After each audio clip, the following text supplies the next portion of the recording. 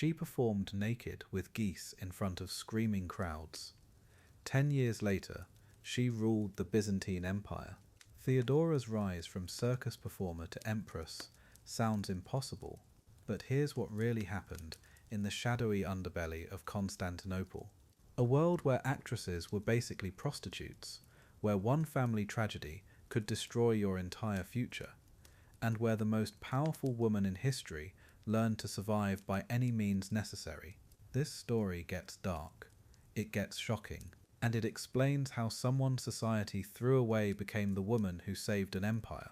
Welcome to tonight's story. Get comfortable, maybe grab some tea, and let your day fade away. We're diving deep into 6th century Constantinople tonight, and trust me, this one's wild. If you enjoy these bedtime stories, hit subscribe so you don't miss any episodes. And hey, drop a comment letting me know where you're listening from and what time it is where you are. I love seeing how this community spans the globe. Alright, let's step back 1500 years and meet a girl who would change everything. The underbelly of glittering Constantinople. Picture this. It's 500 AD. Constantinople glitters like a jewel on the Bosphorus. Richest city in the world, 500,000 people crammed into marble palaces and crumbling tenements. The Hippodrome roars with 80,000 spectators screaming for blood, for spectacle, for entertainment. Down in the arena, a teenage girl spins and leaps, her body painted gold, bells jingling from her ankles. The crowd loves her, the church condemns her. Her name is Theodora. She's about to become the most powerful woman in Byzantine history, but right now, she's nobody. Worse than nobody. In Byzantine society, if you're an actor or a dancer, you're legally classified as barely human. The law literally says you can't marry into the senatorial class. You can't testify in court. You're considered one step above a slave, one step below a prostitute. Actually, scratch that. In most cases, you are a prostitute. That's just how the theatre worked. Entertainment and sex were basically the same industry. And this is the world Theodora was born into, around 497 AD. Her father Acacius was a bearkeeper at the Hippodrome. Think about that job for a second. Wrangling massive half-starved bears for crowd entertainment. Dangerous work, probably didn't pay much, but it was steady employment, and in Constantinople, steady meant everything. Theodora's mother was a dancer, maybe an actress. They had 3 daughters, Comitona, Theodora, and little Anastasia. For a brief moment, they were a normal working family in the greatest city on earth. Then Acacius died, possibly mauled by one of his own bears. Everything changed overnight. Theodora's mother remarried quickly. Desperation, not romance. They needed income, needed protection, needed someone to take over Acacius's job at the Hippodrome. But the new husband couldn't secure the position. Another man got it. Politics, bribes, connections, the usual Byzantine nonsense. Suddenly this family went from stable to starving in a matter of weeks. 3 young girls, a desperate mother, and no legal safety net. In Byzantine society, when families fell through the cracks, there was really only one industry that would take women with no connections. Show business. All 3 sisters ended up performing. Comitona, the eldest, probably started first, then Theodora. Finally little Anastasia when she was old enough. And here's what you need to understand about Byzantine entertainment. It wasn't like modern theatre. These weren't respectable performances. The shows were explicitly sexual, crude, designed to shock and titillate crowds who'd just spent hours watching chariot races and gladiator fights. The Hippodrome was a place where inhibitions went to die, and the performers, they were expected to provide additional services after the show. The church absolutely hated these spectacles. Bishops condemned the theatre as morally corrupt, a breeding ground for sin and debauchery. Christian writers described the Hippodrome as a gateway to hell, the performers as servants of Satan leading good Christians astray. They weren't entirely wrong. The shows were deliberately blasphemous, mocking religious ceremonies, featuring graphic sexual content that would make modern audiences uncomfortable. But here's the thing, the people loved it. 80,000 spectators packed the Hippodrome regularly. Even Christian emperors couldn't shut it down completely. The crowds demanded their entertainment, so you had this weird tension in Constantinople. Official condemnation versus popular demand. The government needed the tax revenue from the spectacles. The people demanded entertainment. The church preached against it. And caught in the middle were performers like Theodora, trying to survive in a system that used them up and threw them away. These women had no legal protections, no retirement plan, no way out except maybe catching the eye of a wealthy patron. Most ended up in brothels or dead before 30. The lucky ones found protectors. The really lucky ones learned to work the system. Theodora was smart. Ruthlessly, brilliantly smart. She watched how power worked in Constantinople. Who had it, who wanted it, how to get it. She learnt to read men, to understand what they wanted versus what they needed. These skills would serve her well later, but right now she was just a teenager trying not to starve. The performances got more elaborate, more shocking, as competition for audience attention intensified. Other performers pushed boundaries, so Theodora had to push further. The crowds wanted spectacle. She'd give them something they'd never forget. The acts got wilder, more degrading. Theodora and her fellow performers competed for tips, for patron attention, for survival. The Hippodrome became a marketplace of increasingly desperate entertainment. Some historians argue this period shaped Theodora's understanding of power dynamics, of how society discards women it deems inconvenient. Others suggest it simply brutalized her, teaching her that mercy was weakness and reputation meant nothing compared to survival. Both perspectives might be true. What's certain is that by her late teens, Theodora had developed a reputation. She was known, talked about, and that was dangerous. Constantinople's gossip networks were vicious. In a city where reputation could make or break you, whispers became weapons. Stories about Theodora's performances spread through the markets, the palaces, the churches. Some probably true, many exaggerated, a few completely invented. But they all served the same purpose, marking her as someone outside respectable society, a woman who'd crossed lines that couldn't be uncrossed.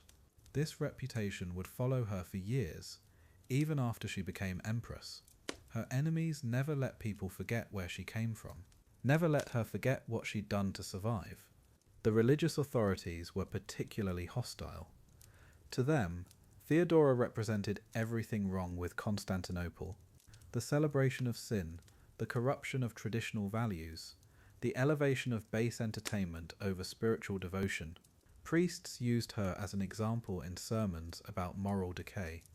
They couldn't attack her directly, she was still just a performer, but they attacked what she represented. The idea that someone could build a life through shamelessness, that society would reward behavior they considered fundamentally evil.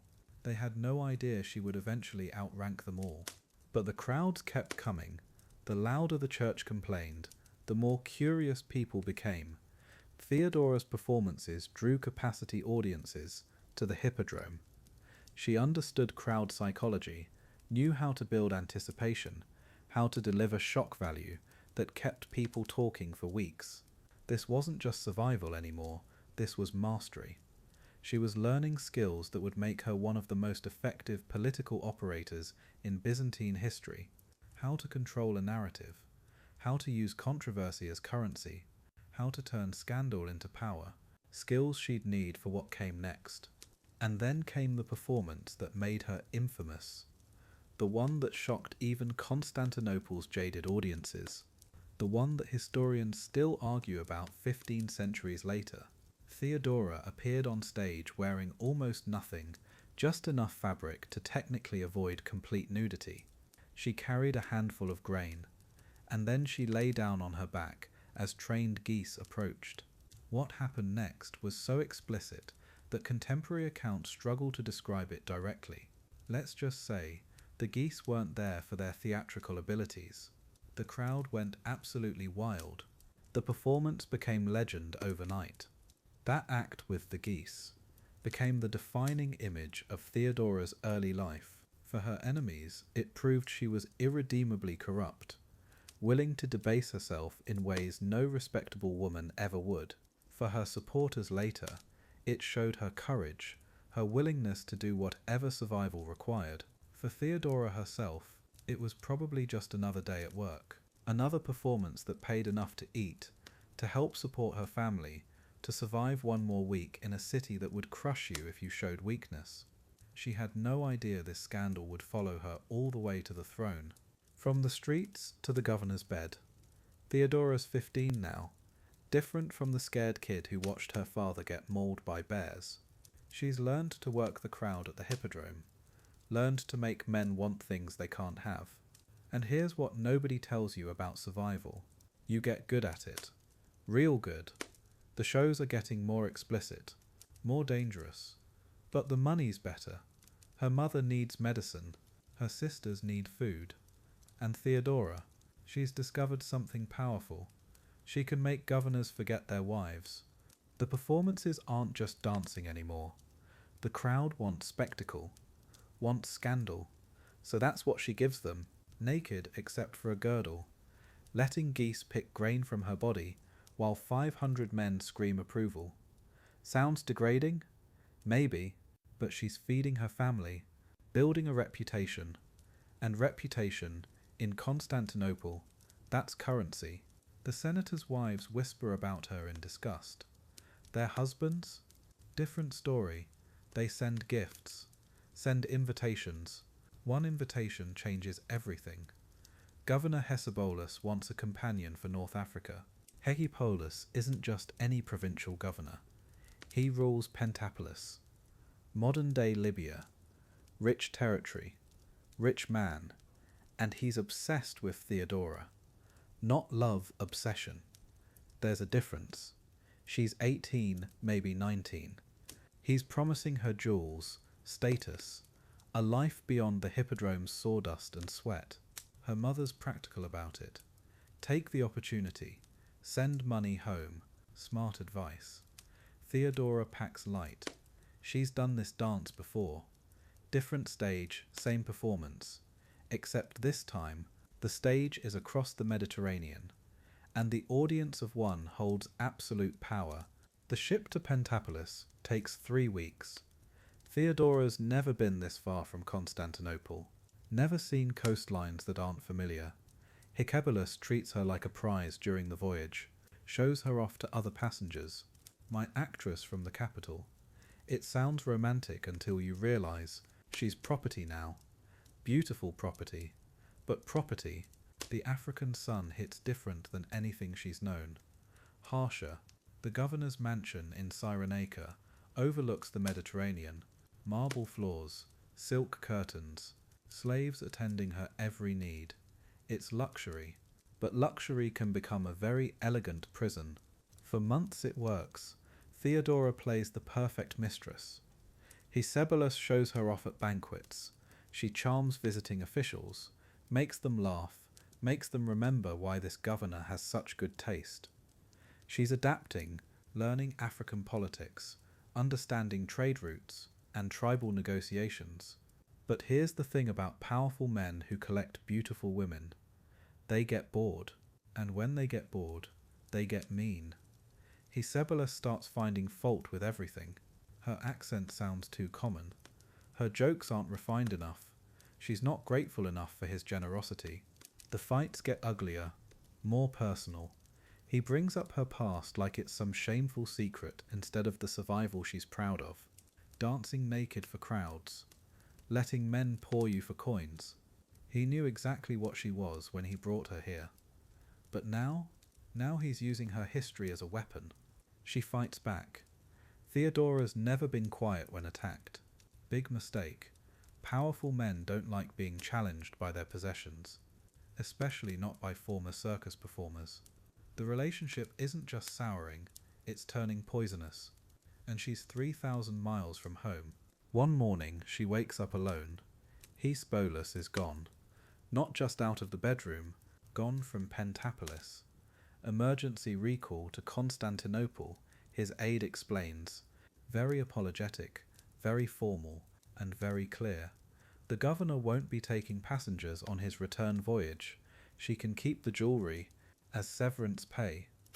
Theodora stands in that marble hallway, still in her silk sleeping gown, holding a handful of gems, and realizes something terrifying.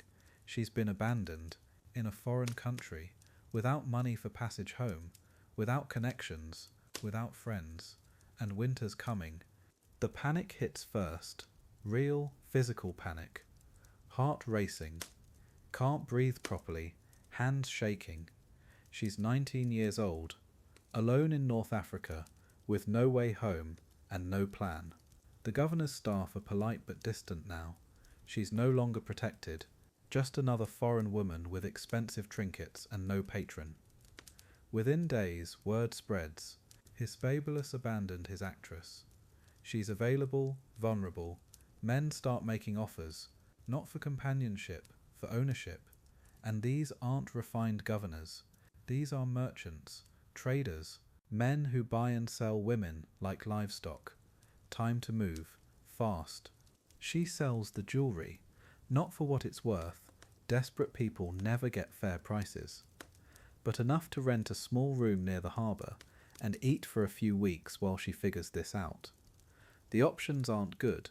She could try to work passage on a ship, but women travelling alone, captains expect payment in ways that aren't about money.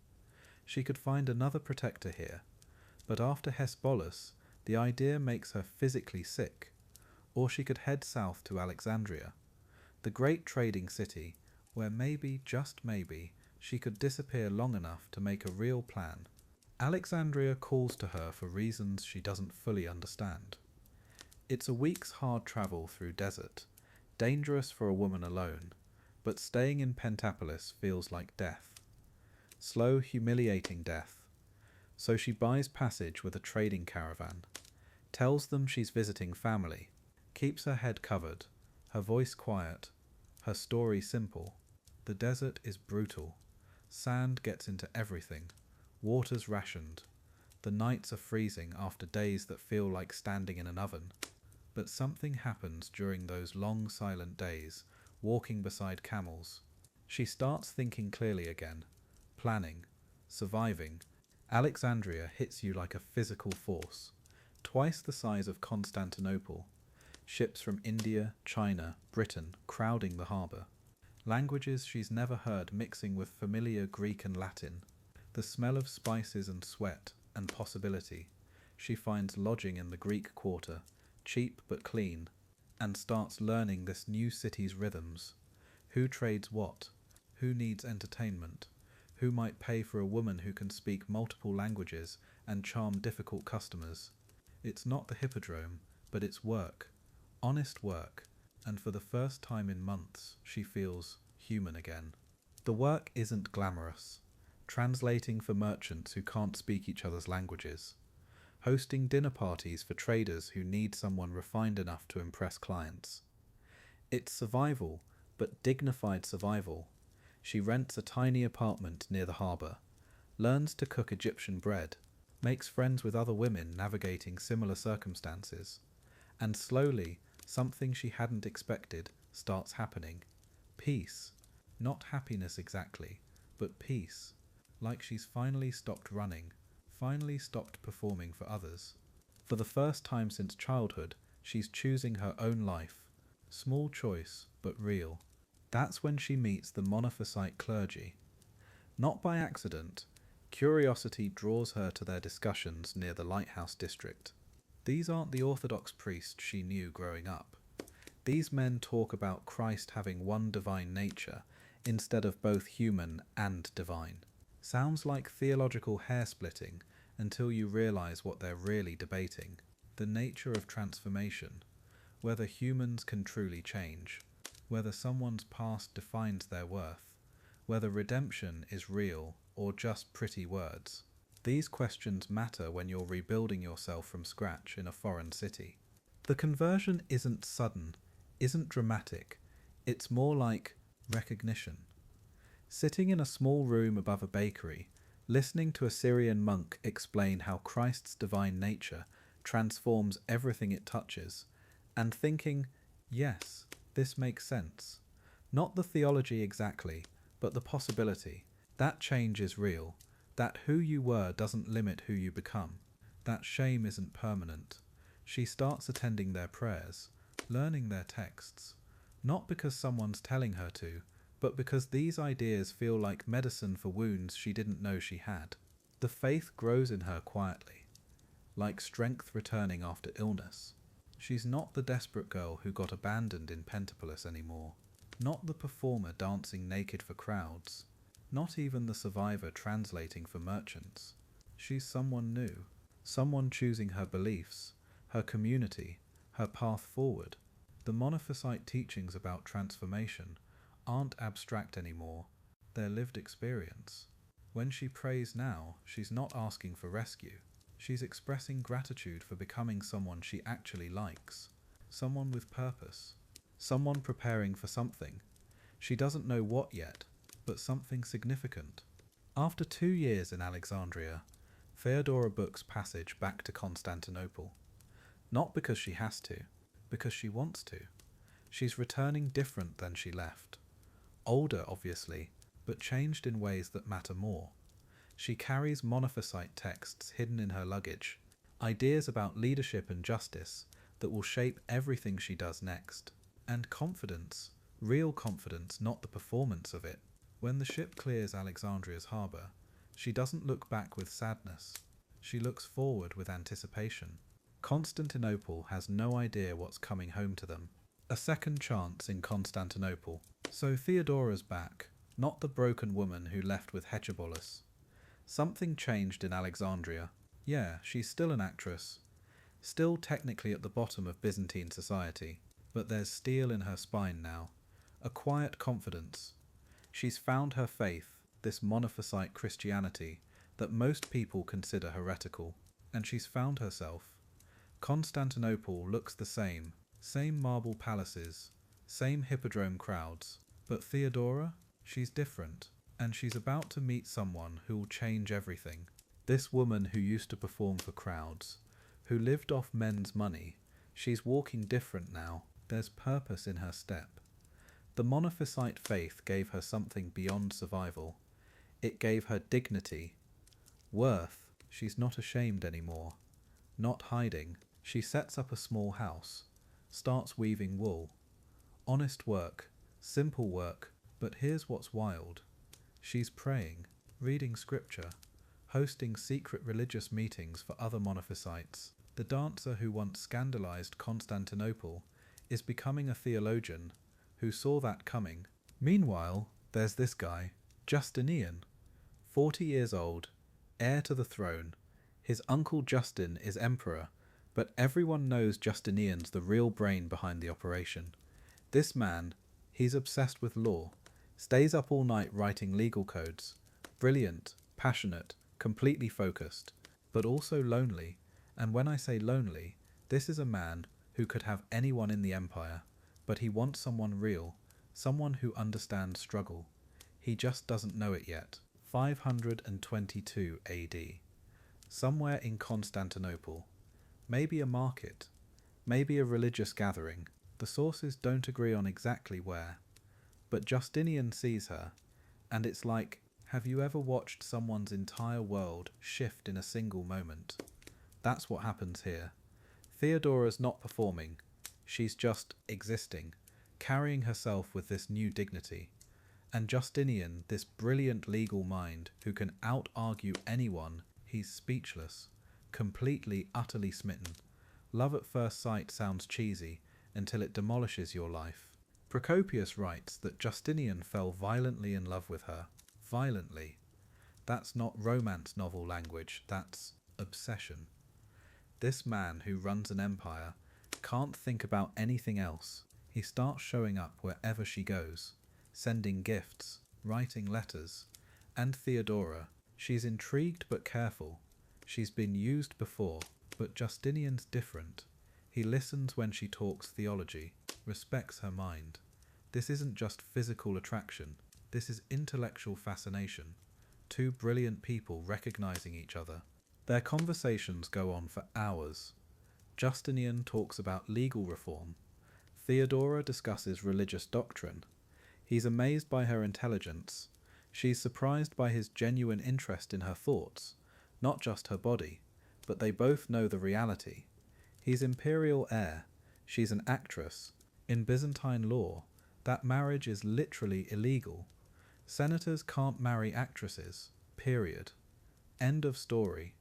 Except, when has love ever cared about law? And when has Justinian ever accepted impossible as an answer? The law is crystal clear. Senators, imperial family members, anyone of noble rank, they're forbidden from marrying actresses, dancers, or anyone connected to the theatre. It's not just tradition, it's written in stone. Roman law going back centuries. The thinking, theatre people are barely above prostitutes, morally corrupt, unfit for respectable society. So Justinian loving Theodora isn't just scandalous, it's legally impossible. But here's what's interesting about impossible laws. Someone with enough power can change them. Enter Empress Euphemia, Justin's wife. And she is not having this. Euphemia herself rose from slavery to empress, so you'd think she'd understand. But no, she sees Theodora as a threat, a scandal waiting to happen. She pulls Justinian aside, lectures him, threatens him, uses every weapon in her arsenal. You'll destroy your reputation, ruin the dynasty, think about your future. But Euphemia's making a crucial mistake. She's treating this like political calculation. For Justinian, this is love, and love doesn't negotiate. Constantinople's gossiping. Hard. The imperial heir and the former actress? Scandal doesn't begin to cover it. The Senate's horrified. The church is split. Half the court thinks Justinian's lost his mind. Love affairs are one thing, but marriage? To her? Society's not just disapproving, it's actively hostile. Anonymous pamphlets appear. Crude jokes in the Hippodrome, public mockery. The pressure's enormous. Most men would cave, step back, find someone appropriate. But Justinian's not most men. He doubles down. Justinian starts drafting legal papers. Research, precedents. He's approaching this like the lawyer he is. If the law prevents their marriage, then the law needs to change. Simple. His advisors think he's insane. You can't rewrite Roman law for a love affair. Except he's about to be emperor, and emperors can do pretty much whatever they want. The man who will later codify all Roman law into the Justinian Code, he's willing to change that same law for love. 524 AD. Empress Euphemia dies. Natural causes as far as we know. But her death removes the biggest obstacle to Justinian's plans. No more lectures, no more threats, no more family pressure. Within months, Justinian approaches his uncle Emperor Justin with a proposal. Not a request, a proposal. Because Justinian's already decided. He's marrying Theodora. The only question is whether it'll be legal or illegal, and he strongly prefers legal. The new law is brilliant. Politically genius. Instead of saying senators can marry actresses, it creates a category, reformed actresses. Women who've left their past behind, found religion, become respectable. Theodora fits perfectly. She's no longer performing, she's embraced Christianity. She's living quietly, respectably. The law doesn't say anyone can marry anyone, it says redemption is possible. Even the church can get behind that. Transformation, second chances, very Christian. The preparations begin. This isn't going to be a quiet ceremony. If they're breaking social barriers, they're doing it publicly, magnificently. Justinian wants everyone to see that he's proud of this choice. Theodora deserves nothing less than imperial splendor. The wedding clothes are being sewn with gold thread. The ceremony planned for the great church. Invitations sent to every important family in Constantinople. Some will attend, others will boycott, but everyone will know this is happening. 525 AD, the wedding day, and it's everything. Theodora walks down the aisle in imperial purple, the colour reserved for royalty. She's not just marrying into the imperial family, she's being welcomed as an equal. The ceremony is traditional, orthodox, magnificent. Justinian's beaming, Theodora's radiant. The crowd's mixed, some genuinely celebrating, others attending out of political necessity. But it doesn't matter. They're married, love won. Think about what just happened. A woman who performed in the Hippodrome for coins just married the future emperor. A former courtesan just became future empress. Society said impossible. Law said illegal. Tradition said unthinkable. And yet, here we are. Justinian changed the law. Theodora proved herself worthy. Love conquered politics. It's the kind of victory that reshapes how people think about power, dignity, redemption. But this is just the beginning. 527 AD is coming fast. When Emperor Justin dies, Justinian and Theodora will inherit the throne together. Not emperor and consort, emperor and empress. Co-rulers, equals. But ruling the Byzantine Empire isn't a fairy tale. There are wars to fight, laws to write, enemies to face. And in 5 years, they'll face their greatest test, the Nika riots. Half of Constantinople burning, the throne itself at risk. That's when we'll really see what Theodora's made of. Unprecedented power. The new empress, August 1st, 527 AD. Emperor Justin collapses in the palace corridors. He's been failing for months, growing weaker, more confused. The old soldier who clawed his way from peasant to emperor is dying, and everyone knows what happens next. Justinian steps forward, but here's what shocked Constantinople, what had never happened before in Roman history. Theodora doesn't just become empress consort, she's crowned Augusta with identical ceremonies, identical oaths, co-ruler, equal partner. The former circus performer now holds half the empire. Think about that transition for a second. 10 years earlier, she was performing in taverns, surviving as a courtesan, abandoned without money in North Africa. Now she's signing laws, making treaties. Provincial governors swear oaths to both Justinian and Theodora. Not just honour the emperor and his wife, but separate individual loyalty to the empress. Roman senators, who wouldn't have looked at her on the street, now bow when she enters a room. The speed of that transformation, it had to feel surreal, even to her. And Theodora doesn't waste time learning to use power. She establishes her own court. Separate throne room, separate audiences, separate advisors. Foreign ambassadors don't just meet with Justinian anymore, they meet with both rulers. Persian diplomats, Gothic kings, Egyptian bishops. They quickly realize that getting Theodora's approval is just as crucial as the emperor's. She's not sitting quietly in the background. She's negotiating, making decisions, forming alliances. The empire suddenly has 2 centers of power instead of 1. The legal documents from this period are wild to read.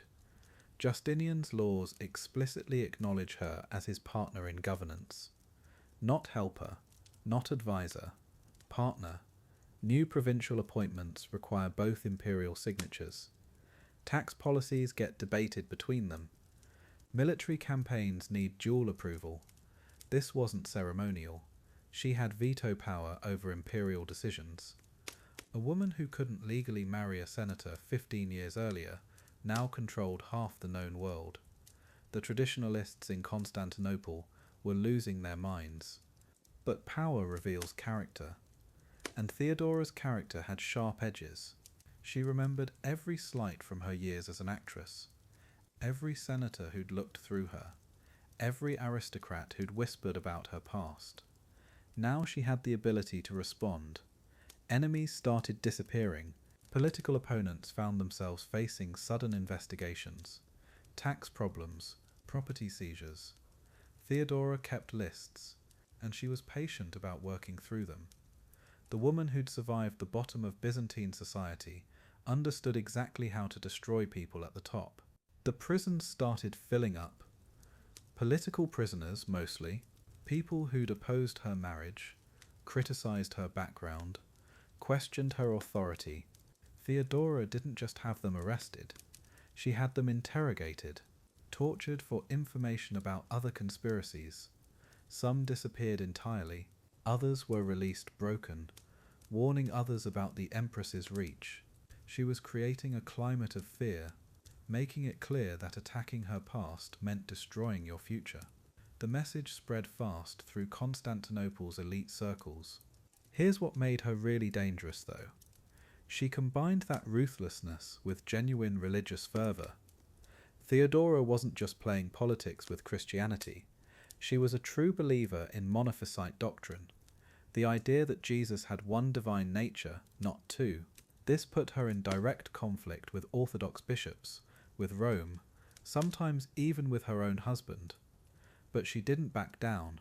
She housed monophysite clergy in the palace, protected them from persecution, funded their churches, even when Justinian opposed it. That religious defiance showed just how secure her power was. Justinian would issue decrees supporting Orthodox Christianity. Theodora would quietly undermine them. She'd meet with monophysite bishops at night, send them money, hide them when Orthodox authorities came looking. The emperor and empress were literally conducting opposing religious policies from the same palace, and somehow it worked. Her network of monophysite allies became another source of information, another tool of influence. Faith and politics merged into something formidable. But the most terrifying aspect of Theodora's reign was her spy network.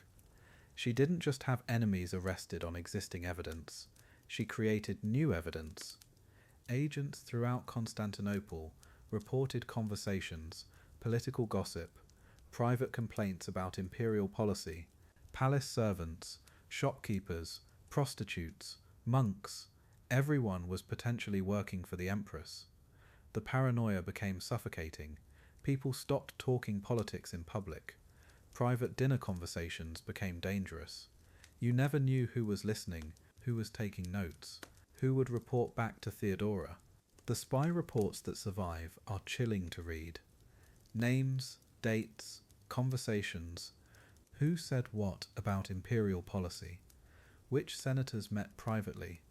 What complaints were voiced about tax increases?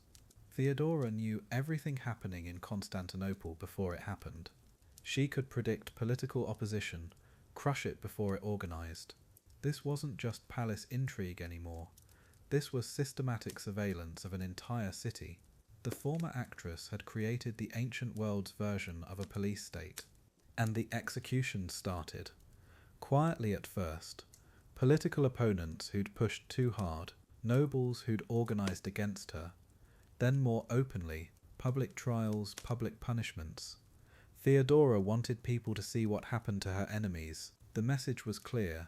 Challenge the empress, lose everything.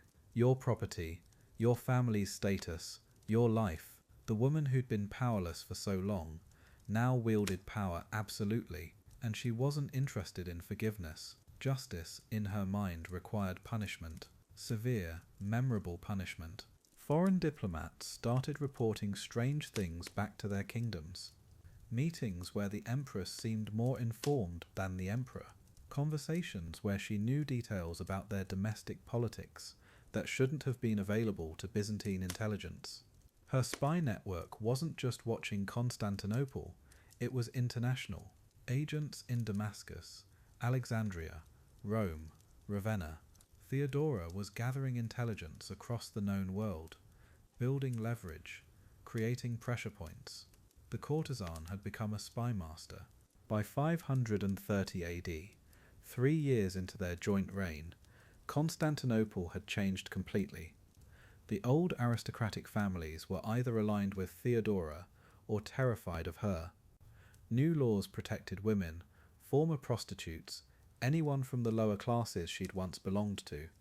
But those same laws came with enforcement mechanisms, courts loyal to the empress, judges who understood what verdicts were expected. The legal system became an extension of her personal will. Justice and vengeance blended together. But all this control came at a cost. The city was tense, resentful. People whispered about the brothel empress who'd corrupted imperial traditions.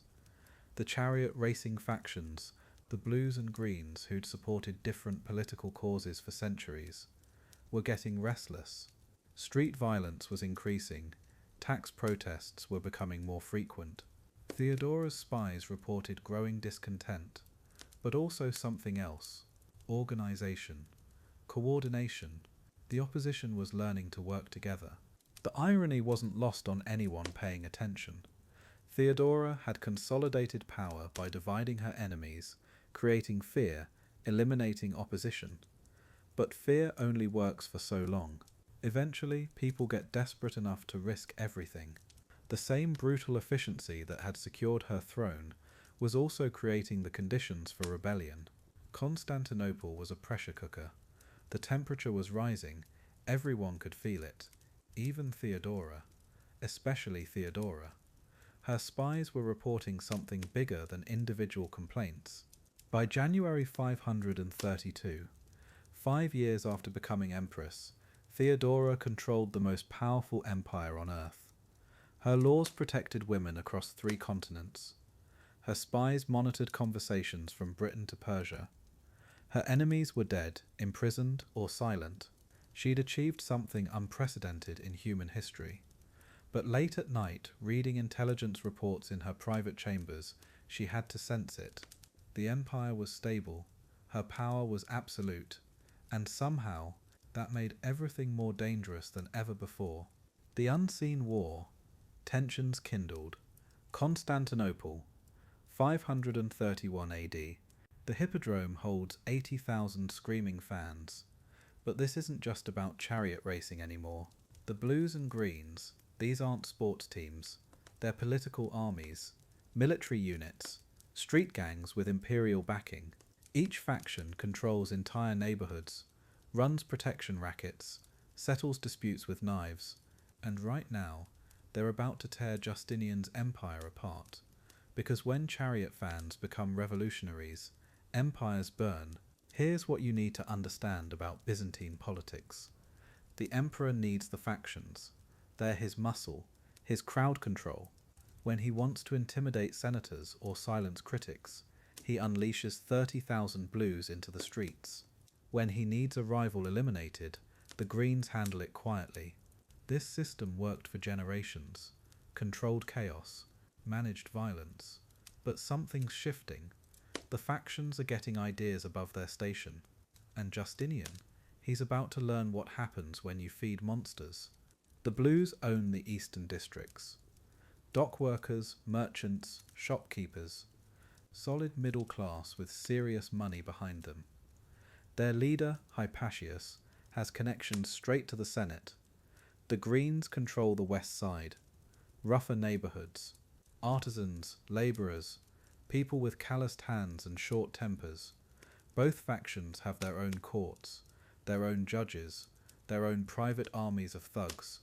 They collect taxes, enforce imperial edicts, run the city when the emperor's not looking. Sound familiar? It should. Race day at the Hippodrome. 80,000 people packed into marble seats. But watch the emperor's box. Justinian sits rigid, scanning the crowd. Because the cheers aren't for the horses anymore. They're political statements. Long live the blues means down with your tax policies. Greens forever translates to we reject your religious reforms. Every race becomes a referendum on imperial rule. And the emperor, he's starting to realize he's lost control of his own entertainment. 3 weeks ago, a blue partisan murdered a green shopkeeper over chariot rankings. Last week, green enforcers burned down a blues-owned tavern. 2 nights back, blues attacked a green wedding procession with clubs and knives. 12 dead, 40 injured. The city prefect tries to make arrests. But which faction do you prosecute when both sides claim self-defense? When both have senators providing alibis? When imperial guards refuse to move against loyal citizens? This is how empires collapse, not with invasions, with paperwork. Here's what really terrifies Justinian. The factions are talking to each other. Secret meetings in abandoned warehouses. Blues and greens sharing intelligence, coordinating strategy. Natural enemies finding common ground in their hatred of imperial authority. When your controlled opposition stops being controllable, when your divide and conquer strategy becomes unite and destroy, that's when smart emperors start planning escape routes. Justinian isn't running yet, but he's definitely started counting his loyal troops. The number's smaller than expected. The incident that changes everything happens on a Tuesday, market day. A blues tax collector demands payment from a green baker. Standard procedure, but this baker refuses. Says the emperor's taxes are bleeding the city dry. That Justinian's building projects cost more than the empire makes. The tax collector draws a knife. The baker grabs a rolling pin. Customers take sides.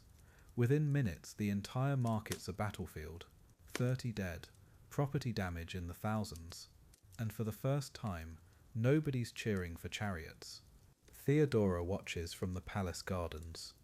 She can hear the shouting from 3 miles away. Justinian paces behind her, muttering about treason and ingratitude. But Theodora knows crowds. She grew up performing for them, reading their moods, understanding their breaking points. And right now, the city feels like a powder keg with a lit fuse. She's seen this before, in Alexandria, in Antioch, when entertainers become revolutionaries, when the circus turns on the emperor, that's when heads roll, including imperial ones. The faction leaders demand an audience, not a request, a demand. They march into the great palace like conquering generals, wearing their racing colours like military uniforms. Blues on one side, greens on the other, but their message is identical: lower taxes, stop the building projects, fire the corrupt officials, restore traditional privileges. Justinian listens in silence, his face carved from marble, because he's realizing these aren't petitions, they're ultimatums, and emperors who negotiate with ultimatums don't stay emperors long. The Hippodrome becomes a war council. Instead of cheering races, blues and greens hold joint rallies. Speakers denounce imperial policies. Crowds chant slogans that make senators nervous.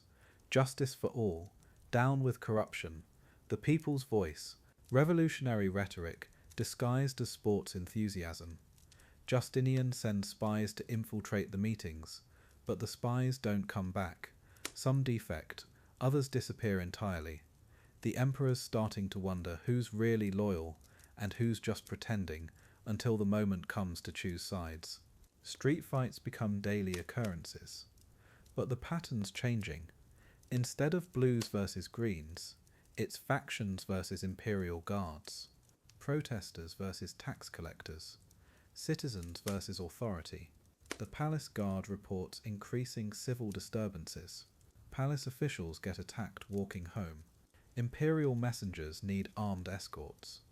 Constantinople's becoming ungovernable, and Justinian, he's trapped in his own palace, surrounded by luxury but isolated from his people. Classic revolutionary scenario. The center cannot hold. The breaking point approaches with mathematical precision. Imperial arrests increase. Factional resistance hardens. Each crackdown creates more rebels. Each compromise looks like weakness.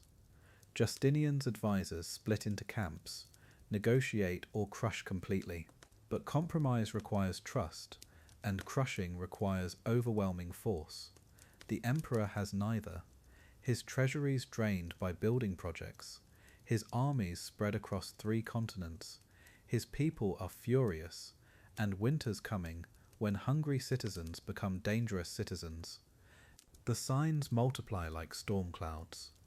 Graffiti appears overnight denouncing imperial policies.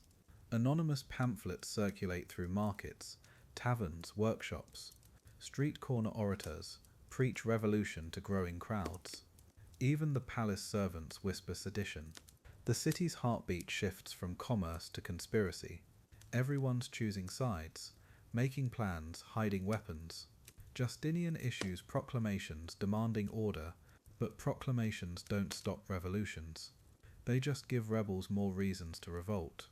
Then comes the day that changes everything. January 13th, 532. AD, 7 faction leaders arrested for murder. Not political prisoners, common criminals who killed imperial officials. Justinian orders immediate executions. Standard justice, except the crowds gathering outside the prison, aren't standard. Thousands of blues and greens standing together, demanding pardons, threatening consequences. The emperor faces an impossible choice: release murderers and look weak, or execute them and trigger something. Something that feels inevitable now. Violence erupts across Constantinople like wildfire. Palace guards clash with faction members. Citizens attack tax offices. Shops close. Markets empty. The city's commercial heart stops beating as political rage takes over. Imperial cavalry charges crowds, but the crowds don't scatter anymore. They fight back with stolen weapons, improvised armor, desperate courage. This isn't factional rivalry now. This is revolution, and Justinian's about to discover what happens when entertainers decide they want to run the show themselves. The Hippodrome fills with armed protesters, chanting a single word that will echo through history. Nika, victory. Not victory for blues or greens, but victory over imperial tyranny. Victory for the people against their emperor. As night falls, smoke rises from government buildings. The city's on fire, literally and figuratively, and somewhere in the great palace, Justinian stares into the darkness, knowing that tomorrow will determine whether he remains emperor or becomes history's footnote. The revolution has begun. The city in flames. The Nika riots. January 13th, 532 AD. Constantinople. What started as a chariot race becomes revolution. Blue faction, green faction, it doesn't matter anymore. They're united now. United in rage. United in one chant that echoes through the Hippodrome. Nika, Nika, victory, victory. But victory over what? Over Justinian, over the empire itself. And when that crowd spills out of the stadium, when 30,000 angry people pour into the streets of the world's greatest city, everything changes. The first buildings catch fire within hours. Not by accident, this is deliberate, calculated destruction. They know exactly what they're burning. The courthouse where corrupt officials extort bribes, tax offices, government buildings. Each flame is a message. We're done with your system. The smoke rises black against the winter sky, and you can smell it from miles away. Charred wood, melting lead from rooftops. Something else too, something that makes your stomach turn. The smell of an empire starting to die. By the second day, half of Constantinople is burning. Half? Think about that. This isn't some riot in a bad neighborhood. This is the capital of the civilized world going up in flames. The Hagia Sophia, the original church, gone, reduced to ash and rubble. The Senate house where laws are made, gutted. The paths of Zeuxippus with their priceless statues, melted bronze and broken marble. 15 centuries of Roman civilization, just gone. And the fires keep spreading. The mob isn't just destroying buildings. They're hunting, looking for senators, tax collectors, anyone connected to Justinian's government. Some they beat to death in the streets. Others they drag to the fires. There's no trial, no mercy, just rage that's been building for years, finally boiling over. And when they catch someone, when they find a government official trying to hide, the screams carry for blocks. This isn't politics anymore. It's primal. It's terrifying. Families flee with whatever they can carry. Children clutching dolls. Mothers holding babies against the smoke. Old men stumbling through streets they've walked for decades, now unrecognizable. The wealthy neighborhoods, the ones with marble columns and private courtyards, they're burning too. Wealth doesn't matter when the mob comes. Status doesn't matter. Everyone runs. Everyone bleeds the same. And behind them, their lives turn to ash. The harbour fills with ships trying to escape. But where do you go when the greatest city on earth is dying? Merchants abandon their warehouses. Diplomats burn their documents. Monks carry sacred relics from monastery to monastery, looking for somewhere safe. But there is no safe. The riots spread like disease. Every quarter, every district, even the imperial quarter, even there, you can hear them coming. Thousands of voices, thousands of footsteps, getting closer. Inside the great palace, panic. Pure, undiluted panic. Justinian's advisors pace the marble halls like caged animals. Maps spread across tables showing where the fires are burning, where the mob is moving, how much of their empire they've already lost. And every report makes it worse. The city guard? They've joined the riots. The police? Either dead or running. The senators who haven't been murdered? They're in hiding. Or worse, they're starting to pick sides. Then comes the news that stops every conversation cold. The mob has found a new emperor, Hypatius, a nephew of the former Emperor Anastasius. They've dragged him from his house, placed a crown on his head, and proclaimed him ruler. He didn't ask for this, doesn't want it. But the mob doesn't care. They need a symbol, a name, someone to replace Justinian. And suddenly this isn't just a riot anymore. It's a coup. A real, honest-to-God revolution. Justinian's generals surround him in the council chamber. Men who've conquered kingdoms, who've never retreated from battle. And they're telling their emperor to run.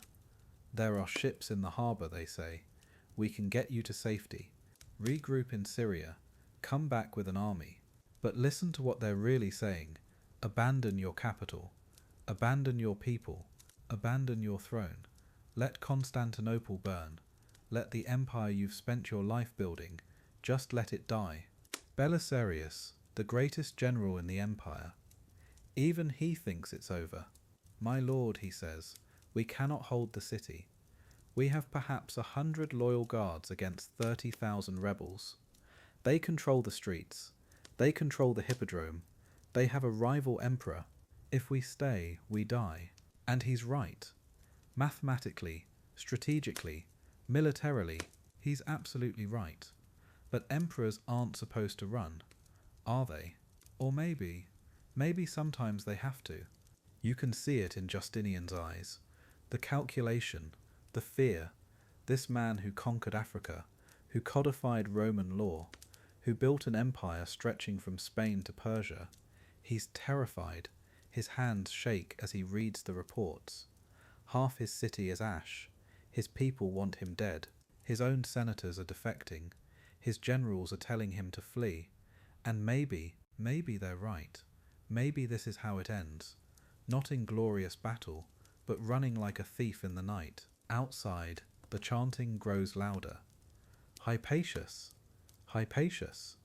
They're coming for the palace now. Coming for the heart of imperial power. The corridors that have housed emperors for 2 centuries. There'll be tombs soon if something doesn't change. Servants flee through side passages. Guards desert their posts. Even the imperial bodyguards, the men sworn to die for their emperor, they're starting to look toward the exits. The centre cannot hold. This is what the death of an empire looks like. Not armies clashing on distant battlefields. Not barbarians at the gates. Just unravelling, citizens turning on their government, soldiers abandoning their posts. The very idea of authority crumbling like the burning buildings outside. Rome has survived 1,000 years, survived barbarian invasions, civil wars, plague, famine. But this feels different. This feels final, like watching the last candle guttering out in a cathedral. Justinian rises from his throne. He's made his decision. You can see it in the way he moves, slow, defeated. He's going to run, going to take the ships his generals prepared and flee to Syria or Egypt or wherever exiled emperors go to die. The greatest empire on earth will fall because its ruler chose survival over honor. It's practical, it's rational, it might even be right, but it's also the end of everything he's ever worked for. The evacuation plans unfold with military precision. Which ships, which route, which loyal troops will escort the imperial family to safety? They'll leave tonight under cover of darkness. By morning, Hypatius will rule from this throne. Constantinople will belong to the mob, and Justinian, the man who dreamed of restoring Rome's glory, will be just another failed emperor whose name children learn to forget, unless someone finds the courage to speak. The council chamber falls silent, except for the distant roar of flames and crowds. Every man in this room, generals, advisors, senators who haven't fled, they're all waiting for someone to find another way, to offer some alternative to surrender. But there is no alternative.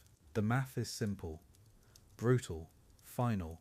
30,000 rebels against 100 guards equals death. Staying equals destruction. Flight equals survival. The choice should be obvious, should be easy, but then someone stands up. The unyielding empress, a stand against chaos. 5 days, that's how long Constantinople burned. The Hippodrome ashes were still warm when Justinian called his final council meeting. His generals stood around the marble table, maps scattered, their armour streaked with soot and blood. Outside the palace walls, you could still hear them chanting, "Nika! Nika!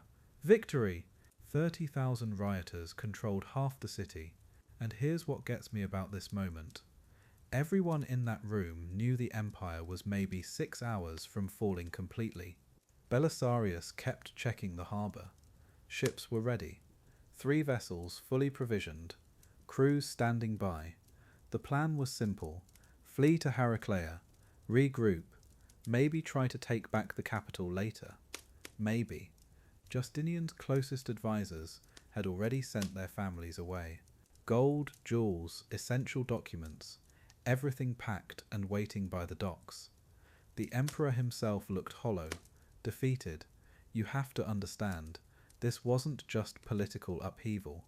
This was existential terror, the kind that makes emperors abandon thrones. Then Theodora walked into that council chamber. No dramatic entrance, no grand announcement. She just appeared in the doorway, still wearing yesterday's clothes, her hair barely arranged. But something in her posture made every conversation stop. Every general, every advisor, every court official turned to look at her. And here's the thing about Theodora.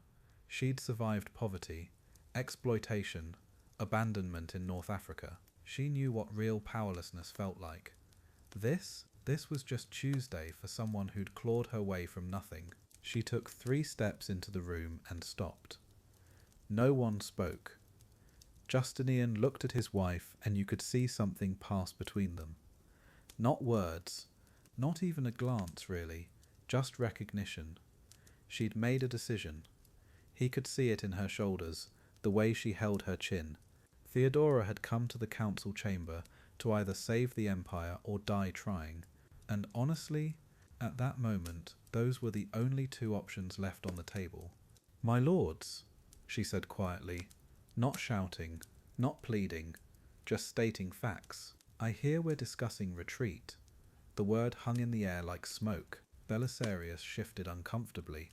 Mundus, the other general, couldn't meet her eyes. These were men who'd conquered provinces, who'd faced down armies, who'd built careers on decisive action. And here they were, looking at the floor while a former actress spoke their shame out loud. "Flight," she continued. "That's the word you're avoiding, isn't it?" She moved closer to the table. Maps of the empire spread out before them. Egypt, Syria, Italy, territories that took lifetimes to conquer. "You think safety lies across that harbour," she said, gesturing toward the window. "You think we can sail away and somehow, return next year? Next decade?" Her voice got quieter, not louder. That's what made it terrifying. When powerful people whisper, Everyone listens harder. You think exile is better than death? She paused. Let that sink in. Let me tell you about exile.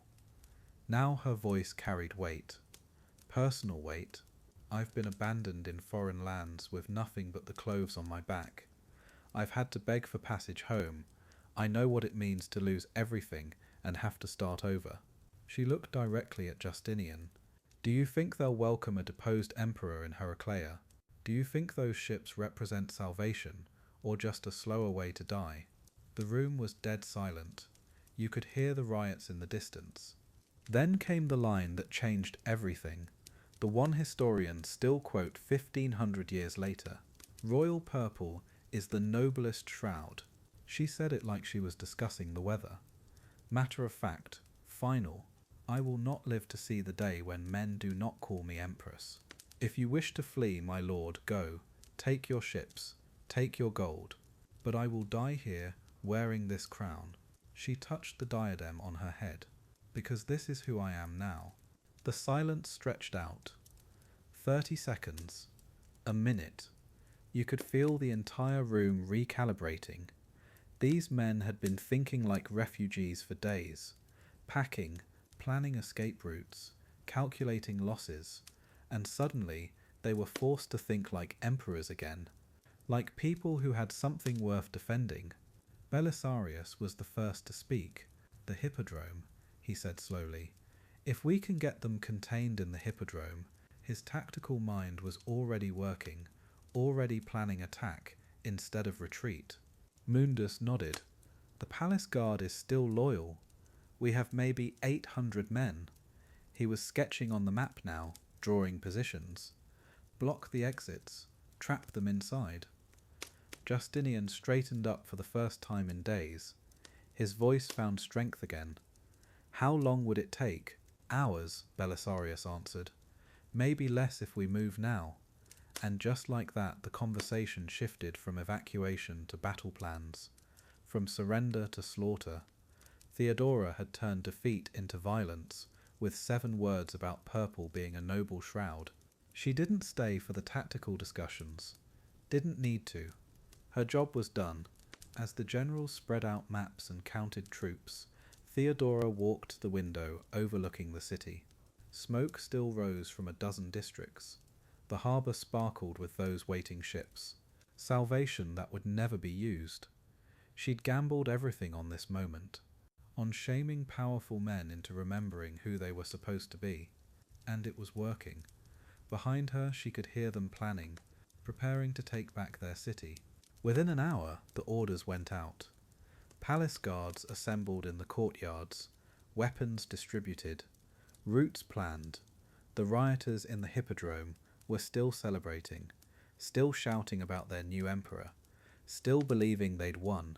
They had no idea that Theodora's speech had just sealed their fate. By nightfall, Belisarius would lead troops through the stadium's hidden entrances. By midnight, the rebellion would be over. But that was still hours away. First came the terrible waiting. The attack began at sunset. No warning, no negotiations. Belisarius and Mundus hit the Hippodrome from 2 sides, while Narses blocked the exits.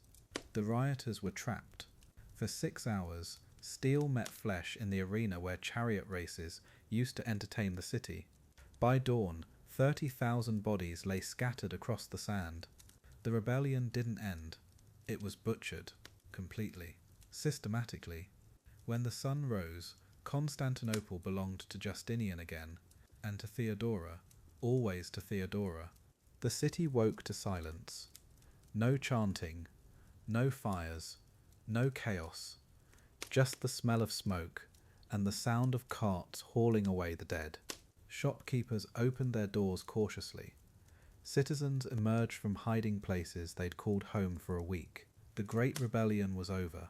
5 days of anarchy ended in one night of decisive violence, and everyone understood what had changed. This wasn't just about crushing riots.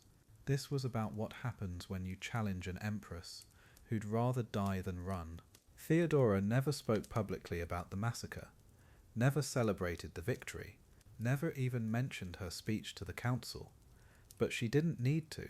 The message was clear to every citizen, every rival, every future challenger. The woman who'd clawed her way from circus performer to empress wouldn't be intimidated by burning buildings or angry mobs. She'd proven that her power wasn't dependent on her husband's courage or her general's loyalty. It was hers, completely, and she'd kill to keep it. Peace settled over Constantinople like morning mist, not the fragile peace of exhaustion, but the solid peace of resolved power. Markets reopened, construction resumed on the great Hagia Sophia, ambassadors returned to court. The empire continued its work of governing, conquering, creating law, but something fundamental had shifted. Everyone now understood that Theodora wasn't just Justinian's wife or partner. She was the iron backbone that held the whole thing together, and that knowledge would shape everything that came next. Reclaiming power, ruins and retribution. The silence after violence is always the worst part. Constantinople, January 532. The Nika riots are over. 30,000 bodies lie scattered across the Hippodrome floor. Blood pools between marble seats, where just days before, citizens cheered for chariot races. Now comes the reckoning. Justinian and Theodora survey their empire from the palace windows. Half their capital city burns, their authority challenged like never before. But here's what the rebels didn't understand. This imperial couple doesn't just survive, they dominate. Belisarius's soldiers are still pulling bodies from the Hippodrome. 30,000 dead in a single afternoon. Think about that number. Imagine a modern football stadium. Now imagine everyone inside slaughtered. That's what imperial justice looked like in 532 AD. The blues and greens who screamed for Justinian's overthrow, silent forever. Their families, watching from windows, wondering if they're next. Because this isn't just about ending a rebellion anymore. This is about sending a message. Cross the purple throne, and you disappear. Constantinople looks like a war zone. The great church, burned to its foundations. The Senate house, collapsed walls and charred timbers. Shops along the Mise, just blackened shells. Smoke still rises from districts that burned for days. Citizens pick through rubble, searching for anything salvageable. The air smells like ash and death. And somewhere in the imperial palace, Theodora is watching this destruction with those calculating eyes. Because she knows something the surviving rebels don't. Every ruin is an opportunity to rebuild bigger, stronger, more magnificent than before. Justinian moves fast. Within hours of the massacre, imperial messengers race through the streets with scrolls bearing the purple seal. New orders, harsh orders. Anyone who sheltered rebels will face trial. Anyone who provided food or weapons during the riots, arrested, property seized, businesses shuttered. The emperor isn't just punishing the dead, he's dismantling the entire network that supported the rebellion. And the scary part, Theodora is right beside him, suggesting names, adding details. She remembers every slight, every whispered insult from her actress days. Payback time. Here's what nobody expected. Theodora isn't just supporting these harsh measures. She's driving them. Remember, this woman clawed her way from the bottom of Byzantine society. She knows exactly how quickly power can slip away.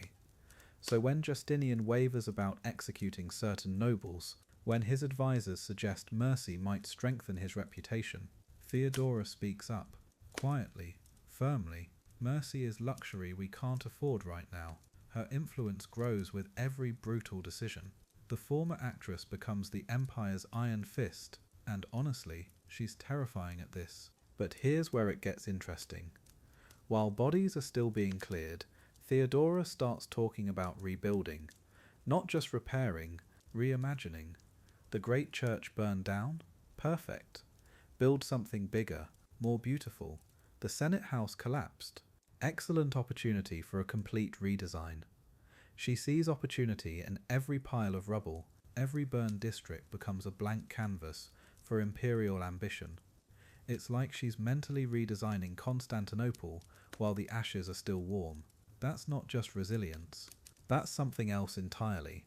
Something almost inhuman in its calculating brilliance. Within weeks, Constantinople transforms into a massive construction site. Thousands of workers flood the burned districts. Architects unfurl plans for buildings more magnificent than before. Stonemasons, carpenters, artists, everyone working under imperial oversight. The sound of hammers and chisels drowns out the lingering mourning, and supervising it all, Theodora. She walks through construction sites daily, pointing out details, demanding changes. The woman who once danced naked for crowds now commands armies of craftsmen. She's becoming something the Byzantine world has never seen, an empress who actually builds empires. The speed of reconstruction shocks everyone. What took decades to build originally gets replaced in months. New churches rise with stunning mosaics. Government buildings emerge with innovative architectural features. Even the burned commercial districts get upgraded, wider streets, better drainage, fire-resistant materials. It's like Constantinople is shedding its old skin, and foreign ambassadors visiting the capital can't believe their eyes. This empire just survived a massive rebellion, massacred 30,000 citizens, and somehow looks stronger than ever. Theodora and Justinian aren't just recovering from the Nika riots, they're using them. Meanwhile, the dungeons beneath the imperial palace fill up. Nobles who supported the rebellion, merchants who funded the riots, even some clergy who preached against imperial authority, they disappear into the underground cells, and honestly, most never come back out. Byzantine justice operates in shadows now. No public trials, no dramatic speeches, just silence. Names scratched off lists, properties transferred to imperial control, families suddenly finding themselves homeless, and Theodora keeps meticulous records of every arrest, every confession extracted through torture. She's building files on everyone who might threaten their rule. The executions start quietly. Dawn raids, prisoners taken from cells and never returned. Their families told they committed suicide or died of illness. But everybody knows what's really happening. The empire is cleaning house, systematically, ruthlessly. And the weird part? Theodora attends some of these executions personally, not out of cruelty, but like she's checking items off a list, ensuring every potential threat gets eliminated. Former enemies from her actress days, nobles who blocked her marriage to Justinian, people who whispered about her past. One by one, they disappear into imperial graves. By summer 532, Constantinople feels completely different. Newer, cleaner, more magnificent than before the riots, but also quieter. People walk carefully, speak softly, avoid eye contact with imperial officials. The message is clear: this empire doesn't just survive challenges, it transforms them into strength. And at the center of this transformation sits Theodora, no longer hiding her intelligence behind performance and seduction. She's revealed herself as something far more dangerous, a strategic genius who understands power at its most fundamental level. Survival through absolute dominance. Foreign rulers start sending different kinds of ambassadors to Constantinople. Not just diplomats, but spies trying to understand how this empire bounced back so fast. How two people, an aging legal scholar and a former circus performer, managed to turn near destruction into unprecedented power. The Persian Empire watches nervously. Gothic kingdoms reconsider their expansion plans. Everyone realizes something shifted during those January riots. This isn't the same Byzantine Empire that almost collapsed 6 months ago. This is something new, something evolved, and Theodora sits at the center of that evolution. Here's what nobody talks about. Theodora's growing political sophistication. She starts hosting private audiences with foreign ambassadors, making subtle promises about trade agreements, discussing military alliances. While Justinian focuses on legal reforms and religious matters, Theodora handles the darker aspects of statecraft, the threats, the bribes, the carefully orchestrated accidents that eliminate problems before they become rebellions. She's becoming the empire's shadow operator, and honestly, she's brilliant at it. Every move calculated, every relationship weaponized for imperial advantage. By year's end, even Justinian seems different around her. More deferential, more careful. Because the Nika riots revealed something crucial. When everything collapsed, when his advisors urged flight, when the empire teetered on destruction, Theodora saved it. Not just with one speech, but with months of ruthless, systematic reconstruction of imperial power. She's proven herself indispensable, not as decoration, not as sexual distraction, but as the sharp edge of imperial authority, the woman who makes hard decisions while maintaining perfect composure.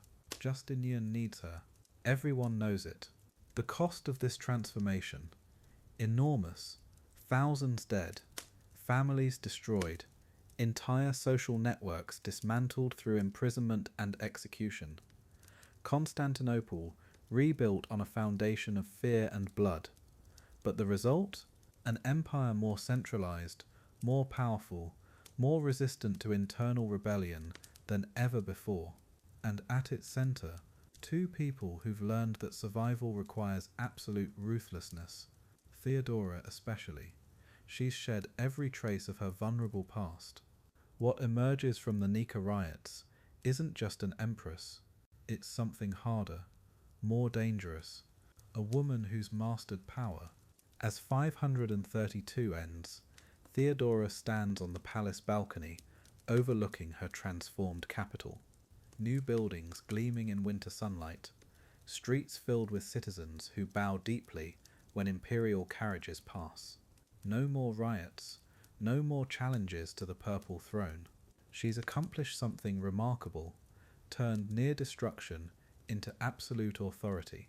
But this is just the beginning, because now, with internal threats eliminated and the empire rebuilt stronger than before, Theodora can focus on something bigger, something that will transform not just Constantinople, but the entire concept of what women can achieve. Change is coming. A new era for women in Byzantium. By 536 AD, Theodora had survived assassination attempts, crushed rebellions, and proved she belonged on the throne. But now came something different, something personal. She was about to use her imperial power in ways no Roman ruler ever had to rewrite the laws that had once trapped women like her. What she did next would revolutionize women's rights for 1,000 years. And it all started with a simple, radical idea. What if the law actually protected the powerless instead of exploiting them? Picture Constantinople's red light districts. Brothels packed into narrow streets near the docks. Women who had no choice about being there, some sold by desperate families, others kidnapped from villages, all of them trapped by laws that treated them as property, not people. This was the world Theodora knew intimately. She'd performed in it, survived it, escaped it, and now, from the imperial palace, she was going to burn it down. Not with fire, but with something more powerful. Legal reform that would shake the empire to its core. Here's what gets me about Theodora's approach. She didn't just issue grand proclamations. She got specific, detailed, like she'd lived through every single injustice she was about to fix. The first major law she pushed through, making it illegal to force women into prostitution. Sounds obvious now, right? Back then? Revolutionary. The law explicitly stated that no one could sell a woman into sexual slavery. No parent, no husband, no debt collector. For the first time in Roman history, women's bodies belonged to themselves. But outlawing forced prostitution was just the beginning. Theodora knew the law meant nothing if the infrastructure of exploitation remained intact. So she went after the brothel owners directly. Imperial agents started raiding establishments throughout Constantinople. not to arrest the women, to shut down the traffickers. Brothel keepers who'd operated with impunity for decades suddenly found themselves dragged before imperial magistrates, their property seized, their businesses destroyed. The message was clear: exploit women, face the empress. And she wasn't merciful to predators. Now here's where it gets really interesting. Theodora realized that shutting down brothels would leave thousands of women with nowhere to go. These weren't women who could just walk back to normal life. Society had branded them, families had disowned them, so Theodora created something that had never existed before, a state-funded refuge. She converted a palace across the Bosphorus into a convent called metanoia, which means repentance. But really, it was a sanctuary, a place where former sex workers could rebuild their lives with dignity. Metanoia wasn't just symbolic. Theodora funded it personally. She made sure the women there received education, job training, and most importantly, choice. They could become nuns if they wanted, or learn trades, or get married if they found someone who respected their past. Some contemporary sources complained that Theodora was wasting imperial money on fallen women. Her response? These women had been failed by society, not the other way around. She was going to fix what was broken, and that included the women themselves. But Theodora wasn't done. She turned her attention to marriage laws next, and this is where her personal experience really shows through. Under Roman law, a husband could divorce his wife for almost any reason. Adultery, obviously, but also for attending public games without permission, for talking to strange men, for leaving the house alone. Meanwhile, women could only initiate divorce in extreme circumstances. Theodora looked at these laws and basically said, "Are you kidding me? Time for some equality." The new marriage laws she crafted were stunning in their fairness. Under Theodora's reforms, women gained the right to divorce for the same reasons as men. Adultery, yes, but also abandonment, inability to support the family, and, here's the big one, physical abuse. For the first time in Roman history, a woman could legally leave a violent husband and keep her dignity. She could also keep her property. Before Theodora, everything a woman owned automatically became her husband's upon marriage. After her reforms, women retained rights to their own inheritance, their own business ventures, their own money. Revolutionary doesn't even cover it. The property rights changes sent shockwaves through Byzantine society. Wealthy families who'd been marrying off daughters to consolidate wealth suddenly found those daughters had agency. Business partnerships that relied on controlling women's inheritances fell apart overnight. Church leaders complained that giving women financial independence would destroy traditional family structures. Theodora's response was typically direct. Maybe those family structures deserved to be destroyed. Maybe women deserved better. Maybe the law should protect people, not perpetuate their suffering. The nobles could adapt or stay mad. What's fascinating is how Theodora structured these reforms. She didn't just change laws, she changed the bureaucracy that enforced them. She appointed women to administrative positions in the imperial court. She created legal advocates specifically trained to help women navigate the new divorce and property laws. She established courts where women could bring complaints against abusive husbands without fear of retaliation. It's like she understood that changing words on paper meant nothing unless you changed the system that implemented them. And she rebuilt that system from the ground up. The backlash was immediate and vicious. Conservative senators accused Theodora of destroying Roman virtue. Church leaders preached that giving women rights violated divine order.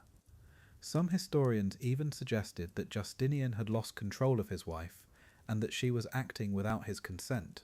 But the evidence suggests otherwise. Justinian co-signed every single one of Theodora's women's rights laws.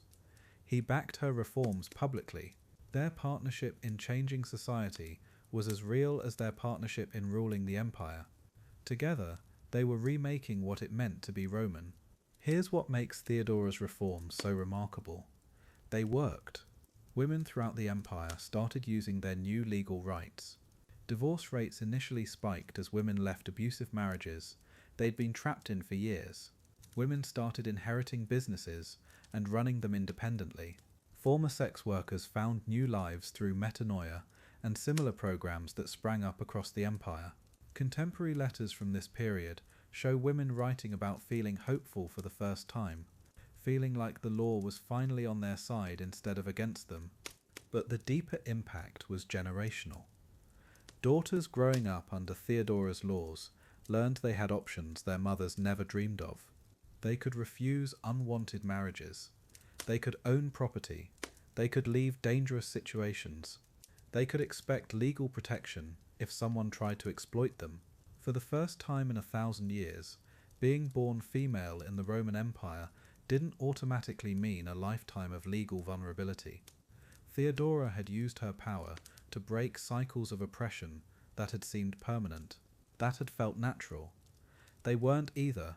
The personal connection between Theodora's past and her reforms is impossible to ignore.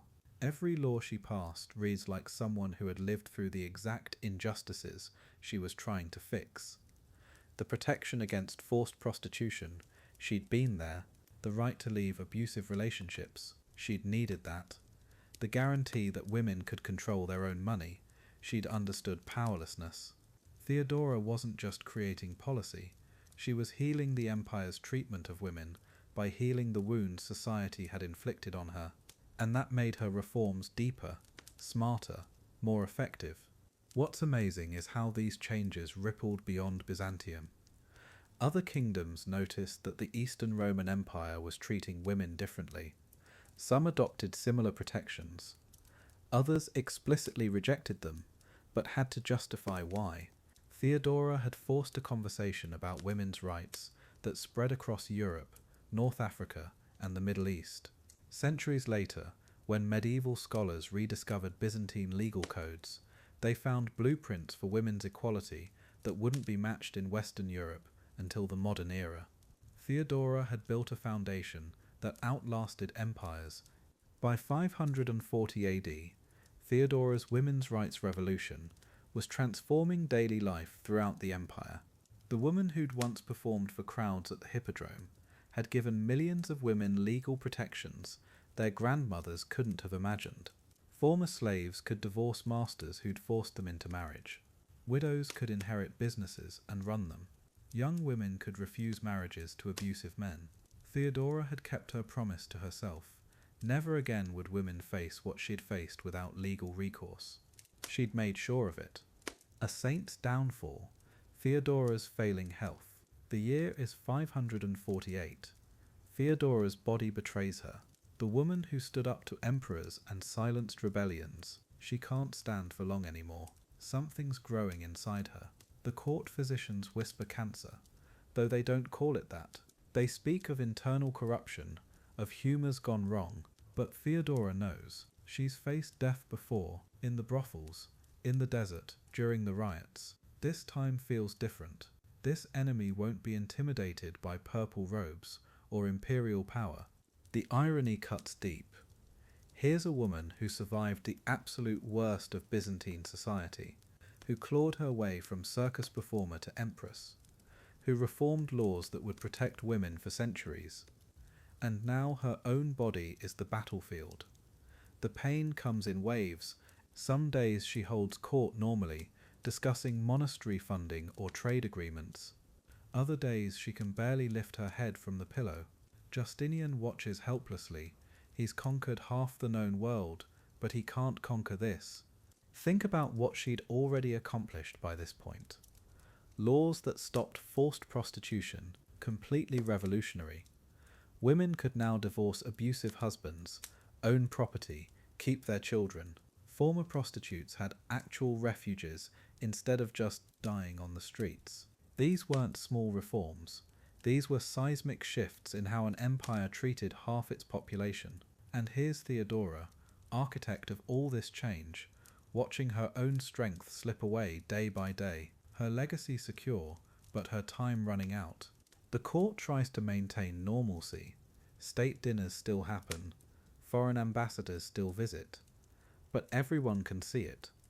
the empress who once delivered the speech that saved Constantinople. Her voice gets quieter each week. She still receives petitions from women seeking justice, still makes decisions about religious policy, but now she has to rest between meetings. The woman who never showed weakness is learning what it means to be vulnerable again. Her monophysite faith becomes even more important now. Those controversial beliefs about Christ's nature, they're not abstract theology anymore, they're personal. She's facing mortality, wondering about divine nature, about what comes next. The priests she's protected in the palace, they pray with her daily. Justinian doesn't share her exact beliefs, but he respects them.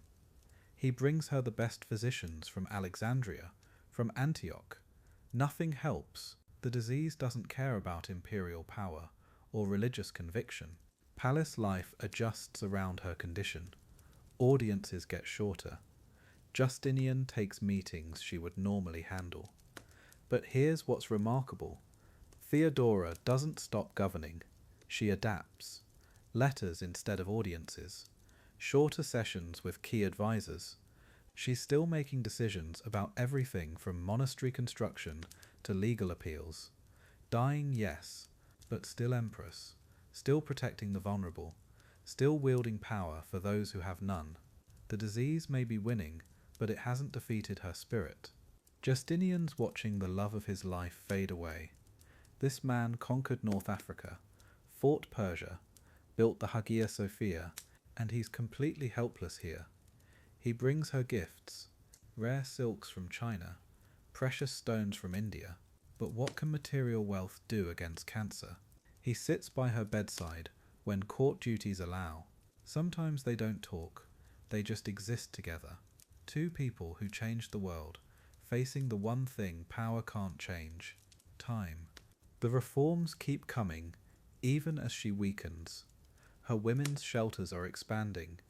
New laws protecting divorce rights pass through the Senate.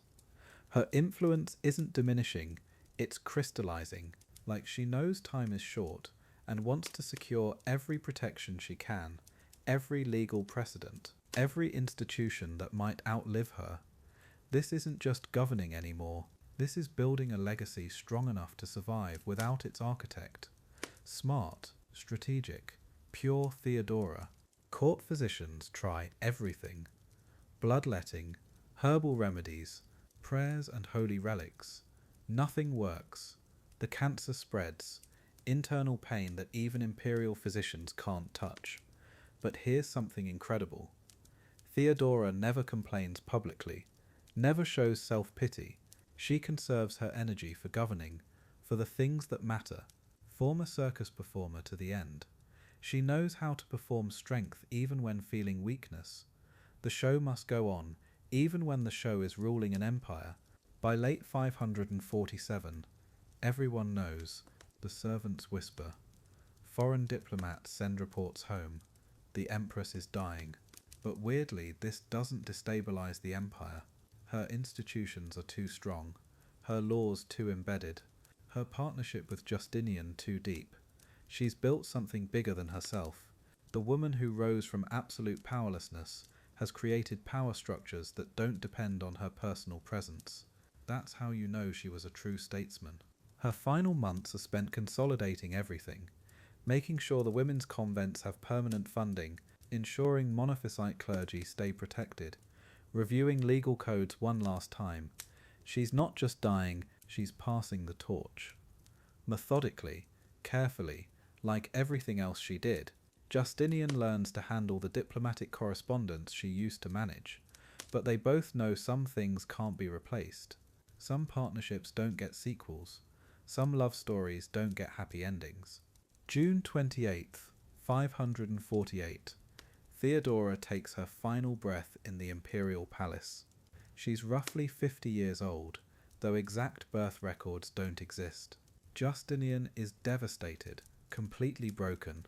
This man who conquered kingdoms, who survived riots and rebellions, who built architectural wonders, he can't handle losing her. The woman who saved his throne during the Nika riots, who made him a better ruler, who shared his power, gone. The empire's first true power couple becomes a widower and a saint. Justinian's grief is legendary. He never remarries. For the remaining 17 years of his reign, he wears mourning colours. Purple and gold give way to black and grey. State portraits from this period show a changed man, still ruling, still building, still governing, but something essential is missing. He continues her women's rights legislation, expands the programs she created, like he's governing for two people now, trying to be the emperor she would have wanted him to be. The mosaic in San Vitale says everything. Theodora eternal in glass and gold, crowned, powerful, surrounded by attendants, no hint of illness or weakness, just pure imperial authority. That's how Justinian wanted her remembered. Not as the dying empress, but as the woman who stood up in the council chamber and refused to flee, the woman who changed law and religion and architecture, the woman who proved that power could be used to protect the powerless. Here's what gets me. Theodora knew she was dying, and she spent her last months securing other people's futures. Women she'd never meet would benefit from laws she passed while battling cancer. Monasteries would house refugees long after she was gone. Her reforms outlasted the empire itself. Roman law influenced European legal systems for centuries. Her women's rights legislation, revolutionary. She died knowing she'd changed the world. That's not a sad ending. That's a triumph. Death comes for everyone. Emperors and beggars. Saints and sinners. But legacy? That's different. Theodora's legacy lived in every woman who could escape an abusive marriage, every former prostitute who found refuge instead of starvation, every law that protected the vulnerable. She went from powerless to powerful, and used that power to lift others. Cancer took her body. History made her immortal. The circus performer became a saint. The courtesan became a co-ruler. The dying woman became eternal. The end of an era. Theodora's death. Constantinople, 548 AD. The empress who had risen from the lowest ranks of society to reshape an empire was dying. For months Theodora had been battling what historians now believe was cancer. The woman who had stared down riots, reformed laws, and saved her husband's throne was facing an enemy she couldn't intimidate or outmaneuver. In the sacred chambers of the great palace, the most powerful woman in the world was becoming a shadow of herself. The illness came slowly at first. Courtiers noticed Theodora's energy flagging during audiences. Her sharp wit remained, but her body was betraying her. Palace physicians tried every remedy known to Byzantine medicine. Prayer vigils were held in the Hagia Sophia. Justinian barely left her side. This wasn't just an emperor watching his wife fade. This was a man watching his partner, his equal, his other half slip away. The empire held its breath as Theodora grew weaker. Her final days were spent in the imperial apartments, surrounded by the purple silk and golden mosaics that had become her world. But Theodora's mind remained focused on the empire's future. She gave final instructions about the monophysite clergy she'd protected. She spoke of the laws they'd created together, reforms that had transformed women's lives across the empire. Even dying, she was thinking about power, about legacy, about the vulnerable people who needed protection. That was Theodora until the end. June 28th, 548 AD. Empress Theodora breathed her last. The woman who had saved Justinian's throne during the Nika riots, who had elevated the status of women throughout the empire, who had transformed from courtesan to co-ruler, was gone. Palace bells tolled across Constantinople. The news spread like wildfire through the capital streets. Citizens wept openly. Even her enemies acknowledged what had been lost. The Byzantine Empire had just lost its most formidable political mind. Justinian had lost everything that mattered. Justinian's grief was immediate and devastating. Palace officials found the emperor collapsed beside her bed, clutching her hand. This man who commanded armies, who had reconquered vast territories, who had rewritten Roman law, was completely broken. He refused to leave her chamber for days. When forced to conduct state business, he moved like a man sleepwalking. Court historians describe him as hollow, mechanical. The emperor who had shared power with Theodora couldn't imagine ruling without her. He'd forgotten how to be alone. The empire trembled at Theodora's absence. Foreign ambassadors had grown accustomed to negotiating with both emperor and empress. Provincial governors had sworn oaths to both rulers. Suddenly, half the imperial partnership was gone. Political rivals who had feared Theodora's intelligence network saw opportunity. Religious leaders wondered if her Monophysite protections would disappear. Women across the empire worried about their newly won legal rights. Everyone understood that something fundamental had shifted. The balance of power was broken. The political vacuum was immediate and dangerous. Theodora had been Justinian's closest advisor, his political strategist, his partner in every major decision. She'd managed complex relationships with foreign powers, mediated between religious factions, and maintained the delicate networks that kept the empire stable. Now those relationships needed rebuilding. Those networks needed new leadership. Justinian struggled to fill the gap. How do you replace someone who'd been your political equal for over 20 years? You don't. You just try to survive without them. Justinian's mourning lasted years. He never remarried, never even considered it. The emperor who had once shared his bed, his throne, his very soul with Theodora, couldn't imagine another partner. He wore darker robes for the rest of his reign. Court ceremonies became more solemn. The playful banter between emperor and empress that had enlivened palace life was replaced by heavy silence. Justinian ruled alone, but he never stopped grieving. Some wounds never heal, some losses change you forever. But Justinian honoured her in the most meaningful way possible by continuing their work. Every law they'd crafted together remained in force. Every reform that had improved women's lives stayed protected. He could have let Theodora's influence fade with her death. Instead, he made their shared vision permanent. Palace walls displayed her image alongside his. State documents still referenced both their names. Even in death, Theodora remained his co-ruler. Love takes many forms. Sometimes it looks like loyalty that transcends the grave. The legal protections for women that Theodora had championed became her living memorial. Laws against forced prostitution remained strictly enforced. Women retained expanded rights in marriage and property ownership. The refuges she'd created for former prostitutes continued operating with imperial funding. Justinian didn't just preserve these reforms, he strengthened them. Each new protection for vulnerable women was a tribute to his lost empress. Theodora had transformed Roman law. Justinian made sure those transformations would outlive them both. Years passed, but her influence never faded.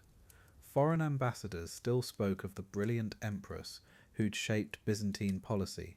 Provincial governors continued implementing reforms she'd designed. Religious leaders debated theological positions she'd defended. Women throughout the empire lived freer lives because of laws she'd championed. Theodora had died, but her ideas lived on. Her vision of a more just society had taken root in the empire's foundation. Some people change history, others become part of history's very structure. Justinian ruled for 17 more years without Theodora, and every major decision carried her ghost. Before enacting new laws, he'd ask himself what she would have advised.